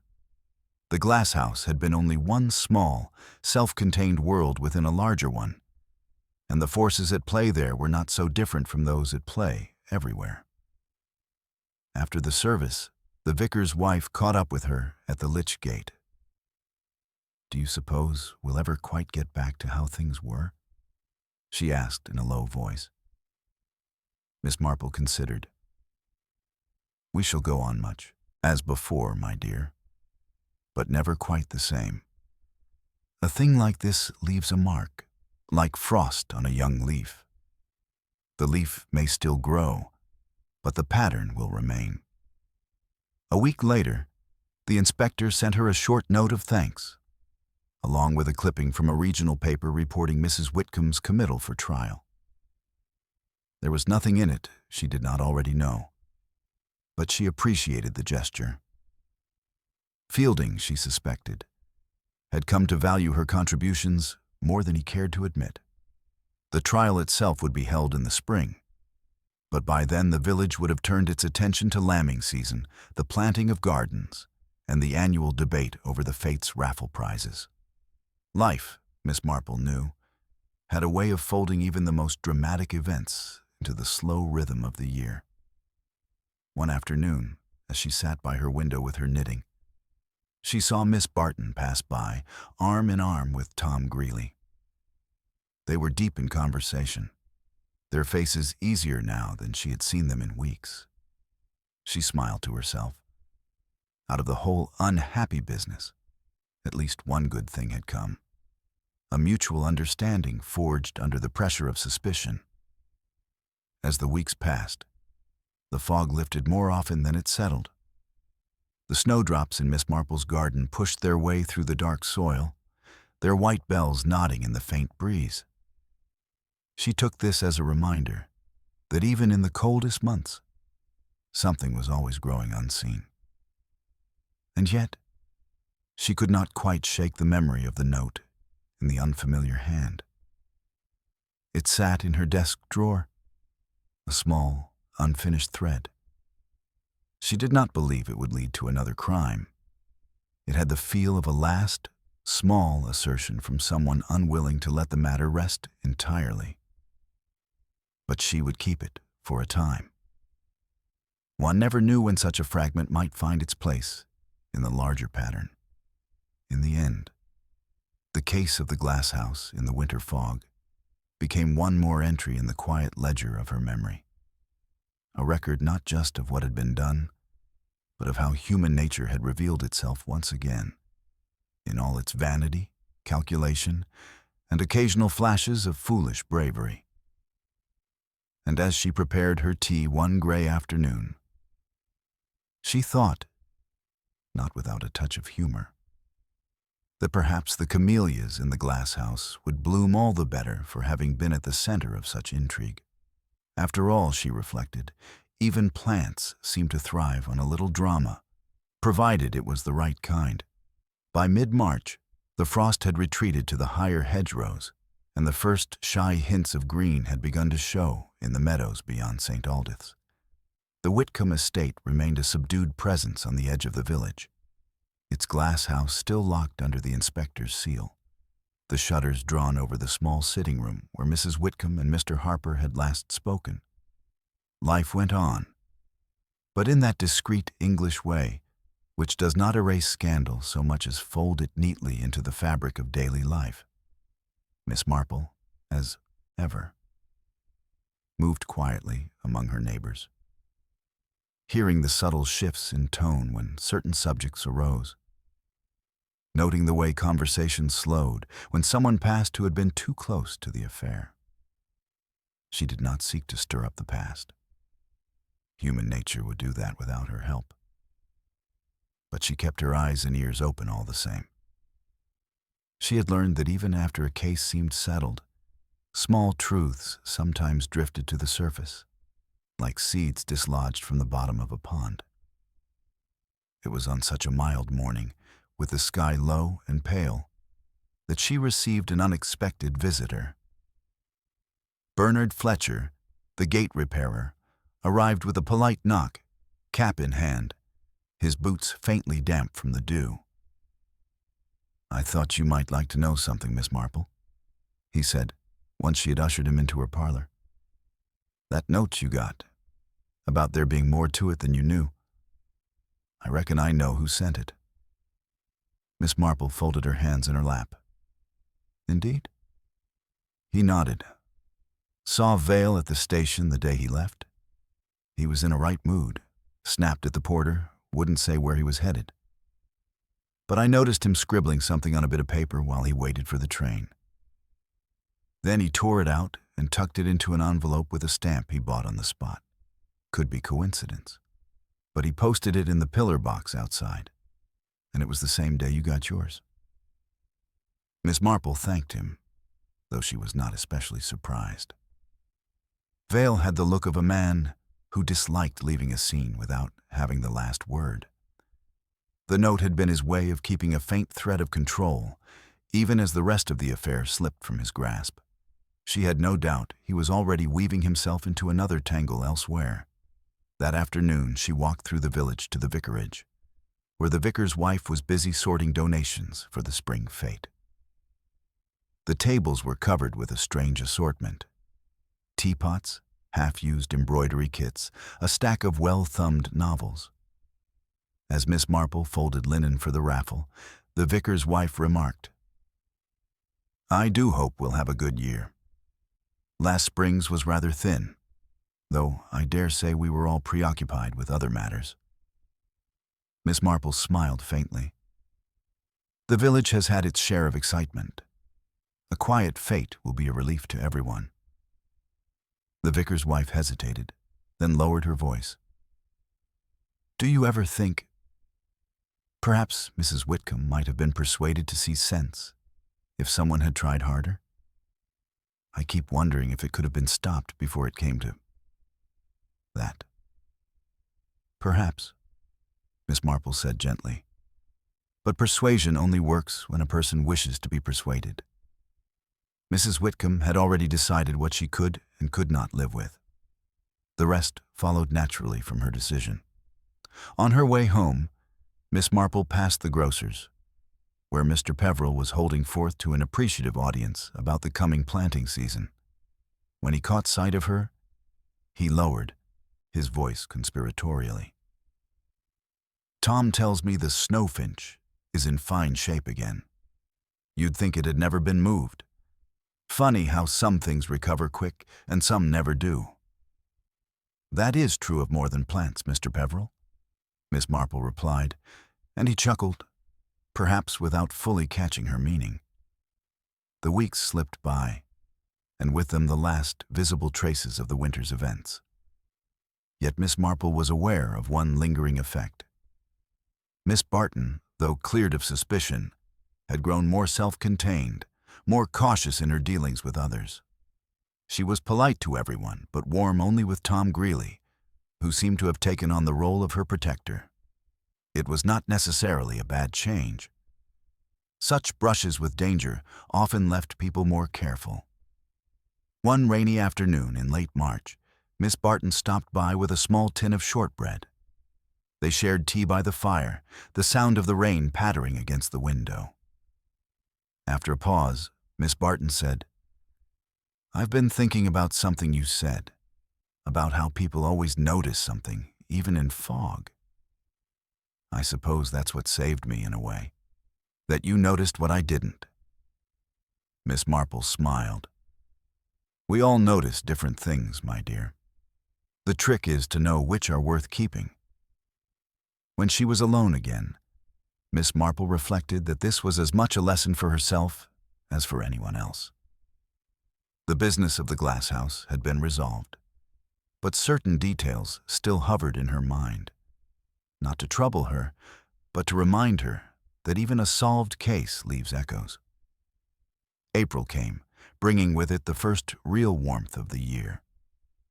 The Whitcomb estate was now in the hands of its new owners, a couple from Gloucestershire with a young son who took great delight in exploring the grounds. The Glasshouse was being cleaned and repaired, ready to house not just camellias, but a wider variety of plants. Miss Marple, invited to see the changes, found it curiously satisfying to walk through the now bright space. The air was fresher, the panes clear, the gravel newly raked.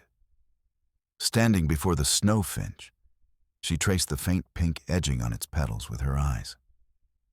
It was blooming early, perhaps encouraged by the extra attention it had received. She thought of how, in the depths of winter, it had stood at the heart of a dangerous game. And now it was only a flower again. No more, no less. The new owners knew nothing of its recent history, and Miss Marple saw no reason to tell them. Plants, like people, deserve the chance to put the past behind them.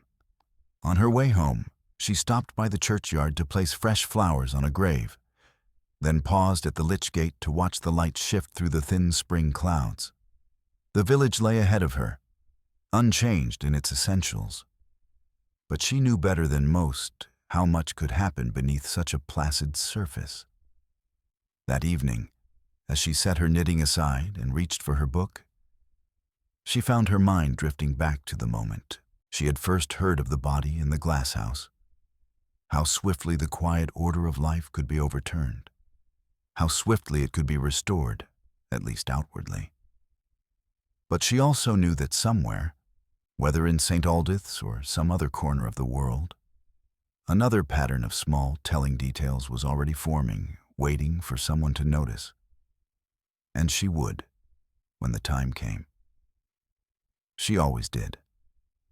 The winter fog had lifted, the camellias bloomed, and the Glasshouse once more held only the gentle heat of cultivation. Yet for Miss Marple, the case remained a reminder that beneath the cultivated surface of any community lies the unpredictable soil of human nature. Fertile, tangled, and capable of producing both beauty and harm. She poured herself a final cup of tea before bed, the fire burning low in the grate, and thought, not for the first time, that in her quiet little village, the most dangerous growths were never the ones in the garden. By late April, the rhythm of village life in St. Aldith's had resumed its familiar, gentle cadence. Lambs dotted the meadows, their bleats carrying faintly on the breeze, and the hedgerows trembled with the first true green of spring. The Whitcomb estate, though still spoken of in hushed tones by the older residents, was no longer the daily subject of gossip. People found fresher topics. Mrs. Hargreaves's new poultry run, the vicar's sermon on thrift, a spate of late frosts that threatened the early peas. And yet, for Miss Marple, the Glasshouse case was not entirely closed. Not in the sense of nagging suspicion, she was satisfied she had seen to the heart of it. But in the quiet way, certain incidents lodged themselves in the mind, ready to be recalled at odd moments. It was on one such day, with the morning sunlight lying like a pale wash over her garden, that she received another unexpected call. Mr. Aubrey Vale stood at her gate, dressed in a lighter suit than the one she had last seen him in, a leather valise at his side. He tipped his hat politely, though his eyes retained their habitual gleam of calculation. "I'm on my way to London," he said, once she had brought him into her parlor. "Thought I'd pay my respects before leaving St. Aldith's for good." Miss Marple poured tea, her manner perfectly cordial. "And what takes you to London, Mr. Vale?" He gave a small shrug. "Business opportunities, new ventures. I find country life charming, but not, shall we say, lucrative." They spoke for a few minutes about the weather and the estate's change of ownership. Then, with an ease that seemed practiced, Vale leaned forward slightly. "I hear you've kept a few mementos from the case. Notes, perhaps. Observations. You've a keen memory for detail, Miss Marple. Details that others might overlook." Miss Marple smiled faintly. "I do try to keep things orderly in my mind. It's remarkable how often the smallest thing proves the most useful." Vale's eyes flickered, as if measuring her answer. "Well, I only hope," he said with a thin smile, "that your orderliness doesn't cause unnecessary trouble for anyone." It was a remark meant to unsettle. But Miss Marple received it with the serene composure of someone who had been threatened, politely or otherwise, before. "The truth," she said gently, "is not trouble, Mr. Vale, though it can be inconvenient." A moment later, he was gone, his footsteps brisk on the gravel. She stood at the window watching until he disappeared down the lane, then returned to her chair and took up her knitting. His visit had not told her anything she did not already know, but it had confirmed her suspicion. Vale still feared some loose thread might connect him to the affair more firmly than he liked. Later that week, the vicar's wife called for her usual Thursday tea. As they sat together, she said, "You've been rather thoughtful of late, Miss Marple. Are you still mulling over the Glasshouse business?" "Not mulling, my dear. Merely considering the nature of endings. People think that when a matter is concluded in court, it is truly finished. But in a village, the story goes on. The relationships change, habits alter, and the effects ripple outward." The vicar's wife nodded slowly. "I suppose it's true. Look at Tom and Miss Barton. They seem closer than ever now. And Mrs. Penrith, why, she's been dining out on the story of that laugh she heard. I dare say she'll be telling it for years." It was true. Miss Marple had overheard Mrs. Penrith recounting the incident to a group of visitors outside the grocer's only the day before, embellishing the sound until it had become almost theatrical. Such retellings, Miss Marple reflected, were their own kind of survival. People asserting their part in the story, ensuring they were remembered within it. By May, the estate's new owners had settled in fully, and the Glasshouse had been transformed. The camellias remained, but they were joined by orchids, ferns, and even a small orange tree in a bright green pot. The snowfinch stood in a place of honor near the center aisle, its blossoms full and perfect.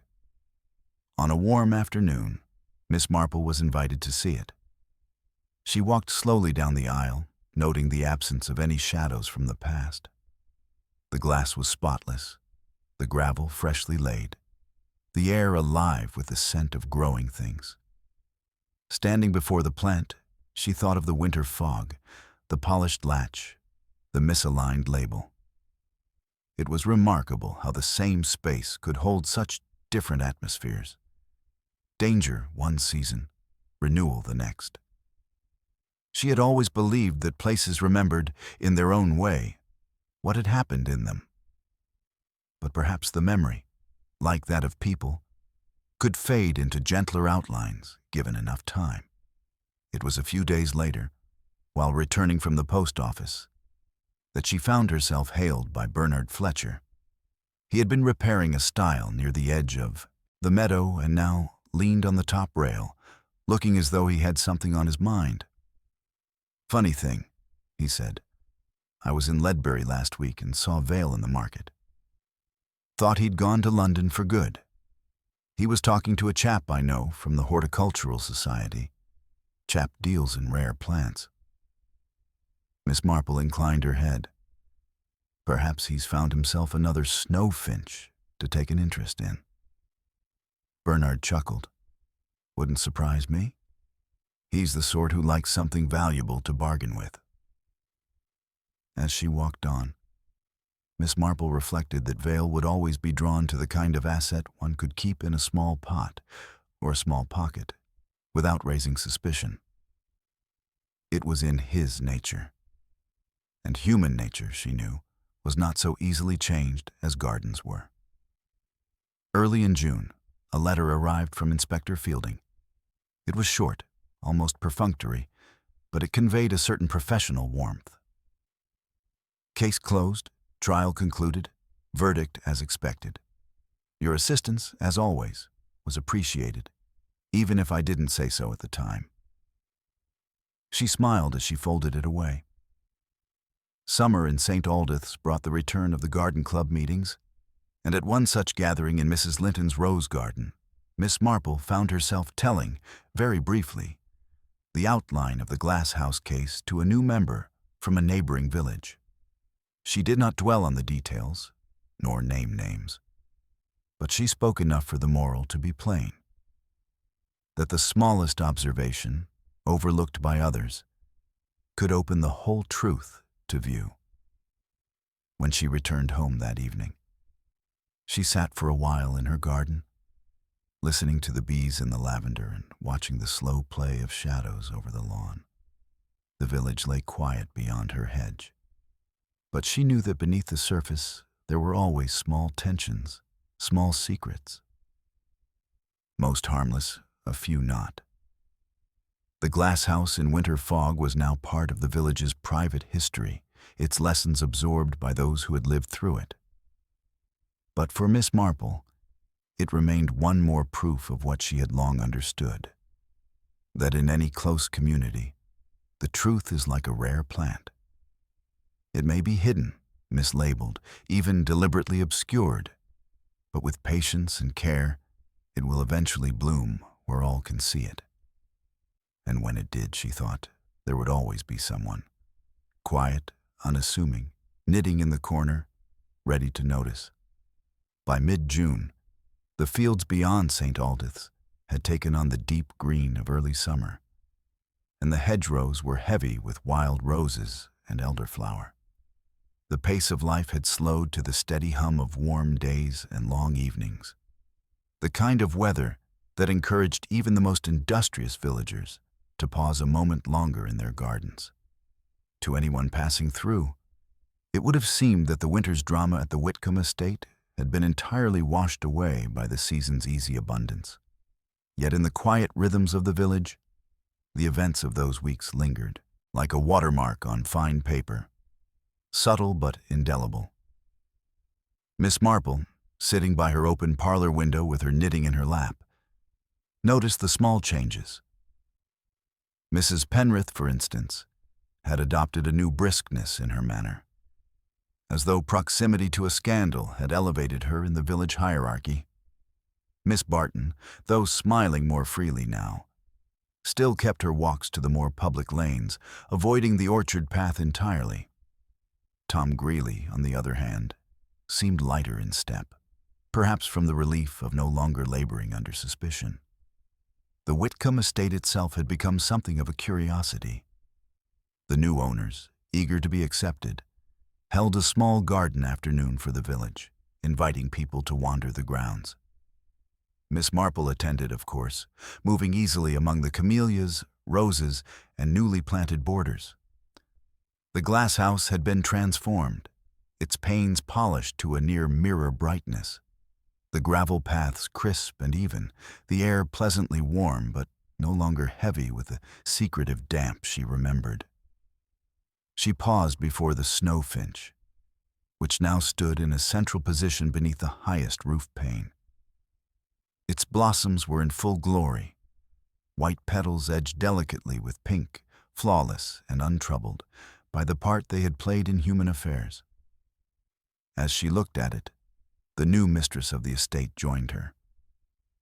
"I understand this one has quite a history," the woman said lightly. Miss Marple's smile was gentle. "Every garden has its stories, my dear. Some of them are better left to the plants." The woman laughed, not pressing further, and moved away to greet other guests. Miss Marple lingered a moment longer, letting her gaze travel along the rows. The labels were all neatly aligned now, the beds tended with precision. Yet she could not help thinking that, under different circumstances, the same order and care could so easily conceal mischief. A garden, like a village, could hide more than it revealed. The following week brought another small ripple from the past. A letter arrived from Inspector Fielding, short, direct, but with a note of satisfaction beneath the formal words. Verdict upheld. Sentence passed. Vale still at large, but rumored to have left the country. Thank you again for your part. Your observations continue to be of more practical use than many care to admit. Miss Marple folded the letter and placed it with her neatly kept case notes. She doubted she would hear more of Vale for some time, though she suspected that wherever he went, he would find a way to involve himself in other people's business. Men like him rarely change their habits. They merely chose new surroundings for them. One warm afternoon, Miss Barton came to call, bringing with her a jar of strawberry jam as thanks for a small favor. They took tea in the garden, where the bees moved lazily between the lavender and the foxgloves. After some talk of the school and the fete, Miss Barton grew quiet. "I've been thinking about what you said, about how small things matter. I realize now that morning I saw the light in the glasshouse. I dismissed it because it didn't fit what I expected. But if I'd looked closer—" She broke off, shaking her head. Miss Marple reached over to pat her hand. "We all see according to our own pattern of thought, my dear. It's only with time and practice that one learns to look for the unexpected." Miss Barton smiled ruefully. "Well, I hope I never have to put that lesson to use in quite the same way again." The conversation drifted to lighter topics. But after Miss Barton had gone, Miss Marple reflected that this was perhaps the quietest form of justice. A shift in understanding that would shape the choices someone made in the future. Not all verdicts were handed down in courtrooms. As the summer deepened, the village turned its attention to the fete. Stalls were planned, raffle prizes solicited, and every committee meeting was a lively mixture of practical arrangements and gentle squabbles. Miss Marple took her place on the cake stall committee, where her Victoria sponge was regarded as an unassailable standard. Yet even here, in the cheerful bustle, she caught occasional references to the winter's events. Half-remembered details repeated, names spoken with a certain carefulness. On the day of the fete, the weather was perfect. Blue sky, a soft breeze carrying the scent of cut grass. The green was dotted with stalls, bunting fluttering overhead. Children ran with sticky fingers clutching paper bags of sweets, while the older villagers lingered over tombola tickets and cups of tea. Miss Marple's cake stall was positioned with a view of most of the green, and she took quiet pleasure in watching the scene. Here was Tom Greeley, helping carry crates for the plant stall. There was Miss Barton, laughing with one of her pupils. Mrs. Penrith, moving from group to group, always with an eager ear for conversation. It struck her then how quickly life folded even the most startling disruptions into its ordinary fabric. The glasshouse in winter fog was already becoming a story to be told in passing, its sharper edges softened by time and retelling. Yet for her, it would always remain vivid. The fog hanging low over the orchard, the gleam of the polished latch, the bud of the snow finch hidden in the back row. Late in the afternoon, as the fete wound down and the green grew quieter, she walked home through the lanes, the warm air carrying the faint scent of roses from the gardens she passed. At her gate, she paused to look back toward the village. The church spire rose serene against the evening sky, and beyond it, somewhere out of sight, the glasshouse stood in its renewed order. She thought then of all the cases she had known, each with its own shape, its own rhythm, and how each one, no matter how singular, ultimately joined the quiet procession of human stories. And she thought, too, of how it always began, with a small, almost inconsequential detail that did not fit, noticed in passing and tucked away until it found its proper place. Inside, she set her hat on its hook, filled the kettle, and took her knitting from its basket. The rhythm of the needles was as steady as the ticking of the clock, and as she worked, her thoughts settled into the comfortable awareness that, for the moment at least, St. Aldith's was at peace. Yet she knew, because she always knew, that somewhere, in some small, overlooked corner, another pattern was already beginning to form. And when it did, she would be ready to see it, just as she had seen the truth through the winter fog. By July, the high summer lay warm and still over St. Aldith's, with the meadows rippling in the lightest breeze and the hedgerows sweet with honeysuckle. The Whitcomb estate, under its new ownership, had begun to shed the air of a place that had once been at the center of whisper speculation.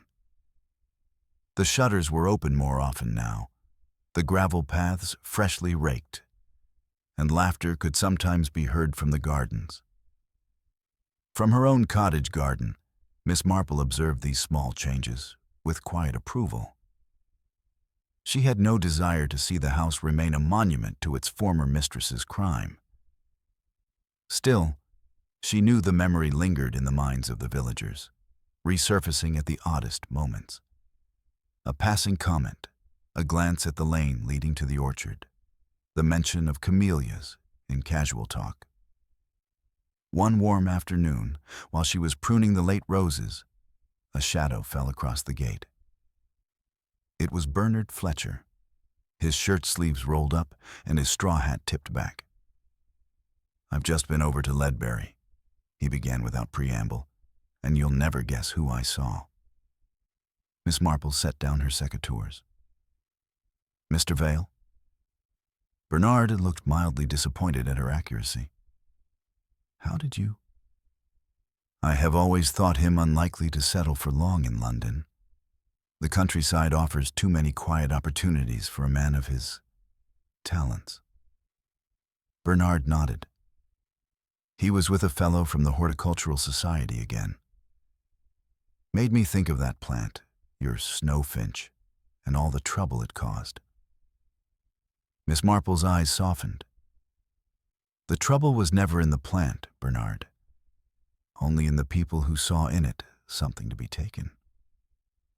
That evening, as she took her tea by the open window, she reflected on Vale's reappearance. His departure after the trial had seemed final enough, but she had never truly believed he would vanish altogether. Men like Vale had a way of circling back to familiar ground, particularly if they thought there was profit or influence to be gained. A few days later, she found herself at the post office behind Mrs. Penrith, who was discussing with Mrs. Price the upcoming church bazaar. When Mrs. Penrith noticed Miss Marple, her eyes brightened. "You'll be pleased to hear, Miss Marple, that I've been asked to help with the plant stall this year. My reputation, you know." Miss Marple gave a polite smile. "Indeed, though I hope the camellias will be quite uncontroversial this time." Mrs. Penrith laughed, lowering her voice. "Oh, I'll never forget that laugh I heard. Not if I live to 100. It's become quite the story in our family." Such retellings had taken on a life of their own now. No longer precise accounts, but embellished for effect. The sharp facts softened into village lore. Miss Marple knew this was how truth transformed over time, until it became something both more palatable and less accurate. In early August, she received a note from the new mistress of the Whitcomb estate inviting her to a small gathering in the Glasshouse. The renovations were complete, and they wished to thank those who had been part of the estate's recent history. Miss Marple accepted, curious to see what had been made of the place. On the appointed afternoon, she walked up the lane in the golden light, the hum of bees in the hedges. The glasshouse doors stood open, spilling warm air and the scent of citrus onto the gravel. Inside, orchids, ferns, and camellias stood in perfect rows, their colors vivid against the orderly green. The snow finch was there, of course, blooming as if nothing untoward had ever touched it. Miss Marple stood before it for a moment, studying the delicate blush on its petals. It was easy to imagine that winter fog, the misplaced label, the way the plant had once been hidden in the back row. Easy, too, to remember the polished latch and the smothered laugh. As the guests wandered between the plants, Miss Marple found herself joined by Tom Greeley, who looked more at ease than she had ever seen him. "Does you good to see it back where it belongs?" he said quietly. "Yes," Miss Marple agreed. "Though it is interesting to think how little the plant itself has changed compared to those who sought to control it." Tom chuckled, then grew more serious. You were right about it all, you know. At first, I thought it was just about the land. But for her, Mrs. Whitcomb, it was pride as much as anything. She couldn't stand someone like Harper thinking he had the upper hand. Miss Marple inclined her head. Pride is a very hardy plant, Tom. It thrives in more soil than people realize. Later, as she walked home in the soft dusk, she passed the orchard path. The fog was a distant memory now, replaced by the glow of evening light filtering through the trees. But she could almost hear again the echo of footsteps, the faint creak of the glasshouse door, the quiet, fatal moment when a meeting turned to murder. A few weeks after the gathering, Miss Barton came to tea. She brought a basket of ripe plums from her garden, and as they sat in the parlor, she remarked, "I've been thinking. I might take a post at a school nearer Ledbury. It would be a change, and perhaps—" She hesitated. "Perhaps it would put some distance between me and everything." Miss Marple sipped her tea. "Sometimes a change of scene is the very thing, my dear. But remember, what you've learned here will travel with you, whether you wish it or not." Miss Barton smiled faintly. "Then at least I'll be better at noticing things, even in fog." In September, the first crispness returned to the air, and the days began to shorten. St. Aldith's prepared itself for autumn, much as it always had. Wood stacked, preserves made, gardens tidied. But there were still moments when the Glasshouse case flickered at the edges of conversation, usually when Vale's name came up. Rumor had it he was seen again in the company of plant dealers, this time in Hereford. Miss Marple neither confirmed nor denied her own opinion of this, but she kept her mind on the possibility that some threads from the winter's events were not yet entirely cut. One evening, as she closed her parlor curtains against the cooling air, she thought of how the case had begun. With Mrs. Harcourt's early walk, the ajar door, the figure slumped among the camellias. From such a small disturbance, the whole story had unfurled. And though the ending was now settled in the eyes of the law, she knew the real ending was in the way the village had absorbed it, altered it, and carried it forward in memory. The winter fog would come again, as it always did. And perhaps one day it would bring with it another story, another puzzle hidden in the stillness. When that day came, Miss Marple would be ready, as she always was, to follow the smallest clue to the truth. September slipped into a mild October that seemed determined to hold back the rains.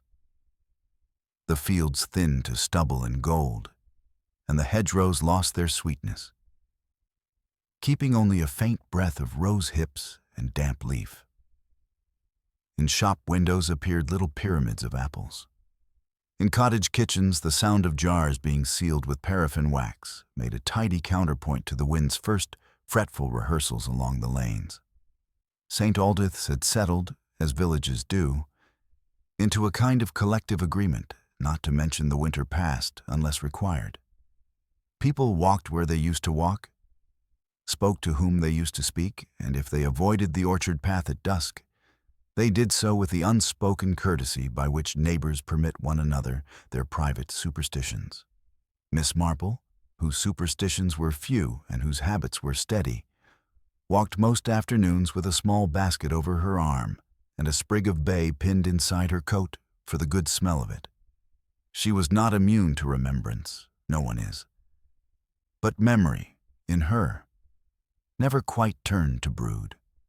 Rather, it became a sort of indexing, so that the next time life presented a similar page, she would know where to look for the line that mattered. On an afternoon near month's end, she was hailed from the green by Mrs. Harcourt, pink with the brisk air, and very much herself again.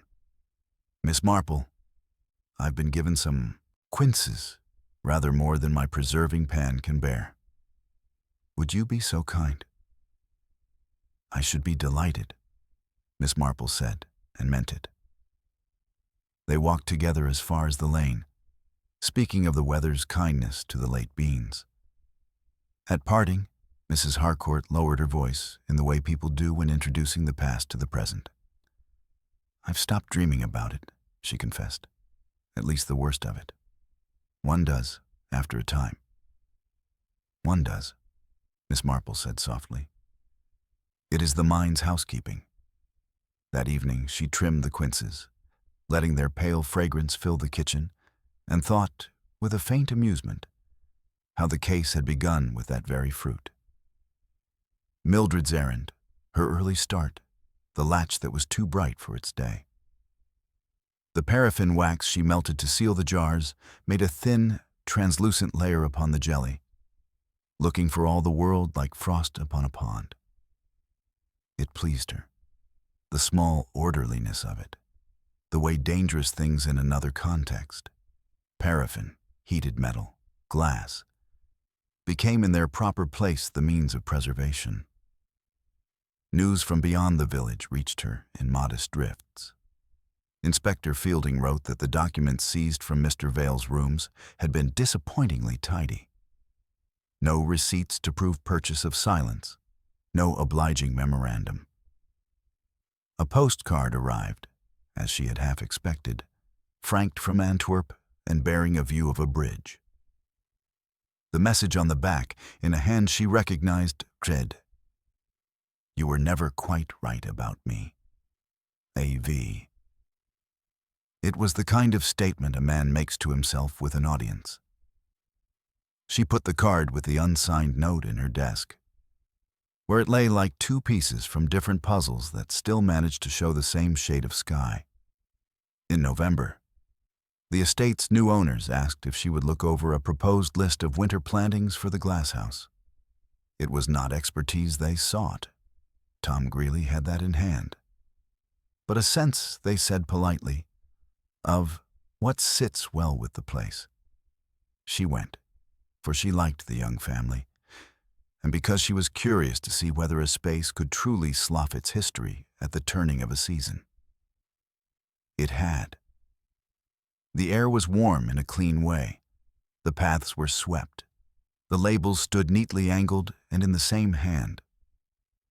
When she paused before the snow finch, she saw her own reflection ghosted faintly on the pane behind it, and for an instant the winter fog was back in her mind's eye. Then Tom came striding in with a tray of cuttings, and the illusion dispersed like breath. "You'll be pleased to see I've put in a proper hinge," he said, and rapped the glasshouse door with knuckles that knew where every knock would land. The door swung and closed, smooth as a thought. "No need for oil every week." "I am always pleased to see good hinges," Miss Marple said. "They prevent such a lot of conversational mischief." Tom laughed. "I've put the brass misters in a locked cabinet as well. Not that we expect trouble, but—" He broke off with a shrug that stood for the wisdom of experience. In the first week of Advent, a harsh frost stiffened the ruts on the Ledbury Road, and the air smelled faintly of iron. Miss Barton came to say goodbye. A position had opened at a school near the city, and she had accepted it. She stood a little straighter than she used to, and while there was a touch of uncertainty about her eyes, it seemed the healthy sort, the kind that tests one's footing rather than doubts the path altogether. "You told me once we see according to our own pattern," she said as they stood together at the gate. "I've been trying to change mine only in one respect, to allow for what doesn't fit." "That," Miss Marple said, "is all the difference between a muddle and a mystery. The muddle you tidy, the mystery you look at." She kissed the girl on the cheek. "Write to me when the camellias by your new school come on. I should like to know if they keep the better sort in Ledbury." Christmas came with a proper dusting of snow that laid itself lightly upon the church roof and made the village green look like a cake under icing. Services were well attended. There was a good feeling abroad, one made up less of cheer than of something quieter. Relief, perhaps, that the year had behaved itself after its ugly start. On Boxing Day, Miss Marple walked as far as the stile beyond the orchard. The sky had the look of tin, and a slow fog was collecting in the hollows. She leaned a hand upon the cold wood and watched a rook skirl up from a hedgerow to become for a moment the exact picture of a thought leaving the mind. Footsteps sounded behind her, slow, careful, the tread of someone uncertain whether to intrude. She turned to find Bernard Fletcher, cap pulled down low. "Beg pardon," he said. "You'll have heard that Vale's been seen again." "In Antwerp," she said, and he showed a small surprise that never quite reached his mouth. "Hereford, too, buying small, selling dear, plants and otherwise." He looked past her at the fields.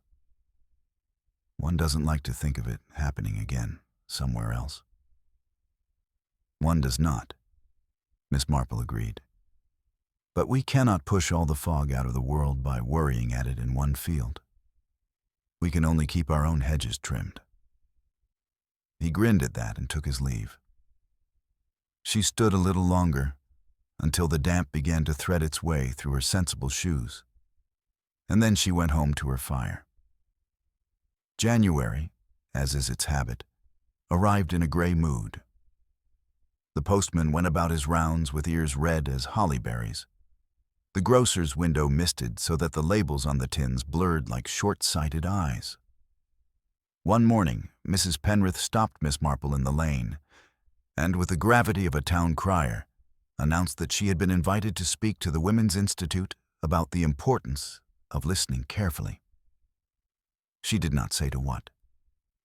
But Miss Marple offered her congratulations and thought, as she had thought when first told of the smothered laugh, that the world keeps itself in delicate balance by such small vanities.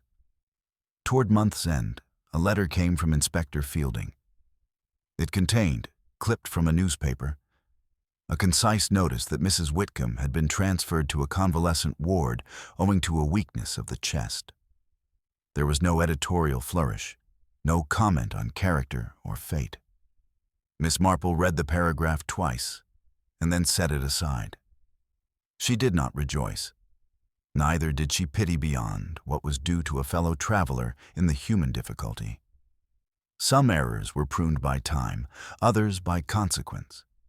It made little difference to the branch that came off. On the last Sunday of the month, the fog returned.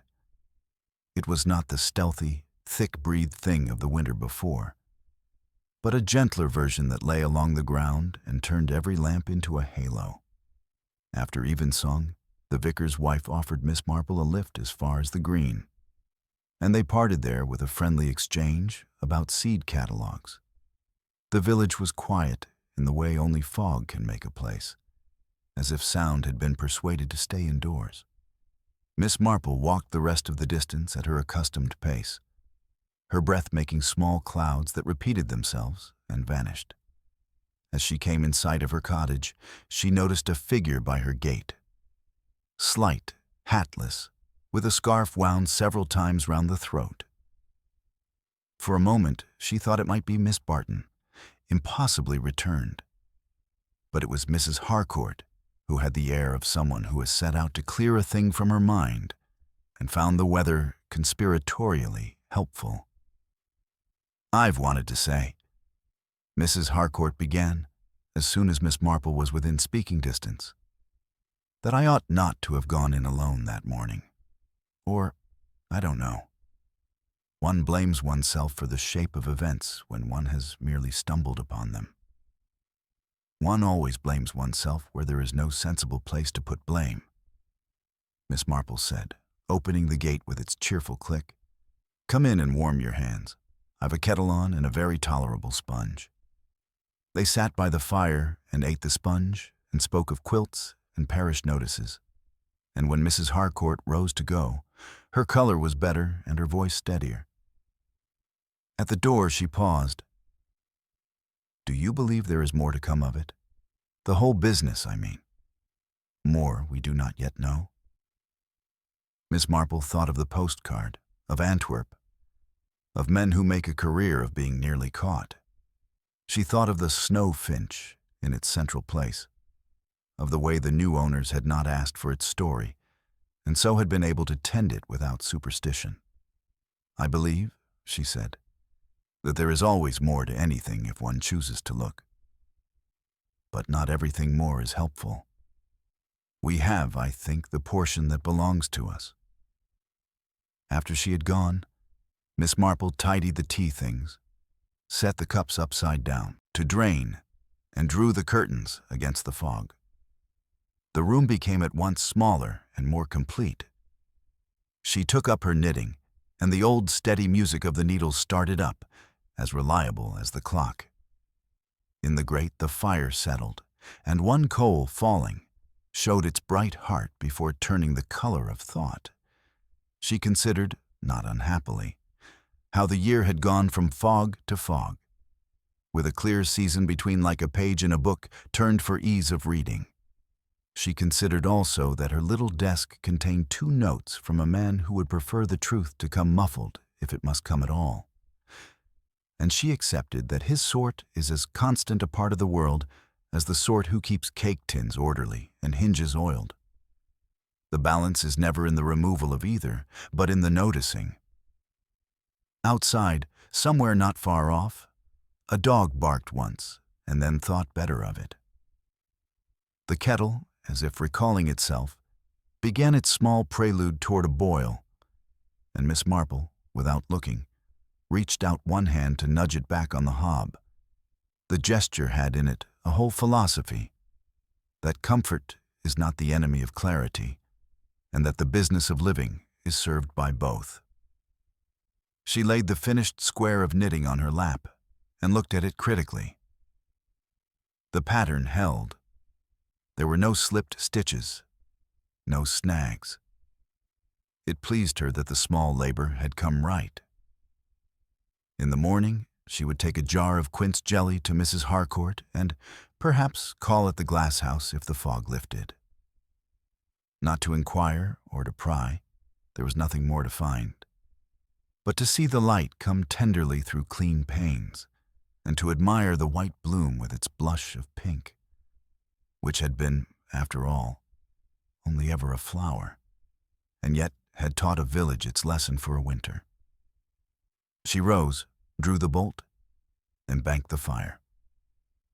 In the quiet that followed, the house seemed to draw a breath of its own. She smiled at that. It was an old cottage.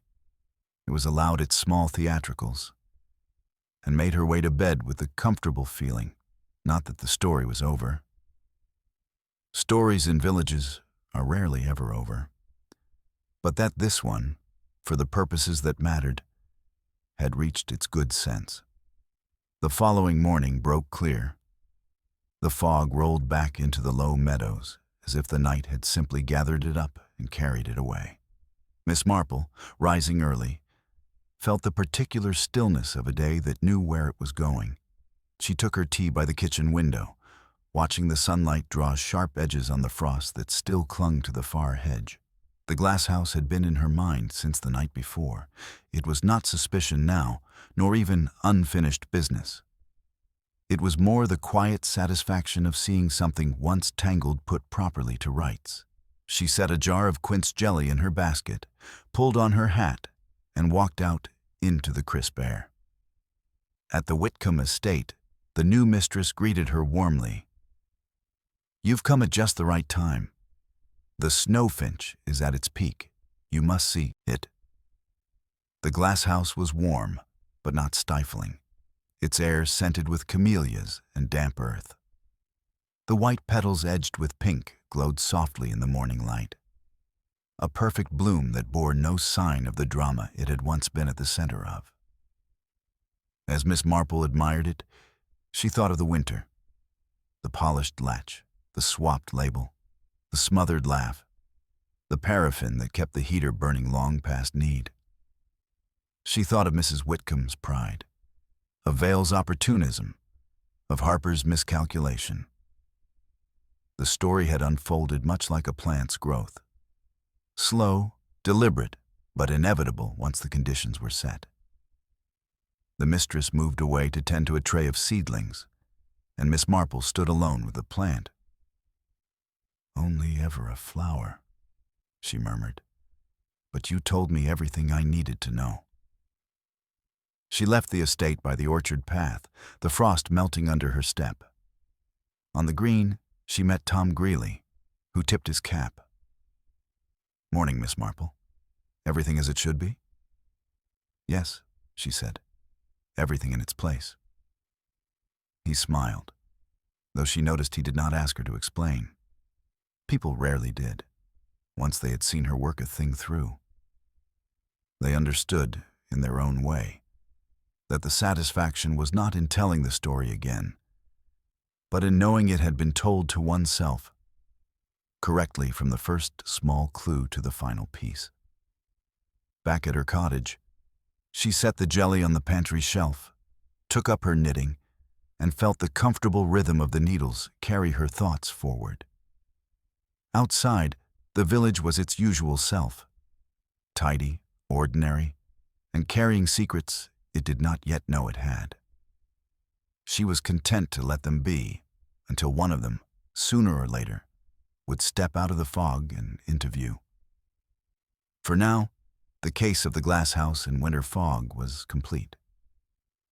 Its lessons were folded neatly into her memory, ready for the day they might prove useful again.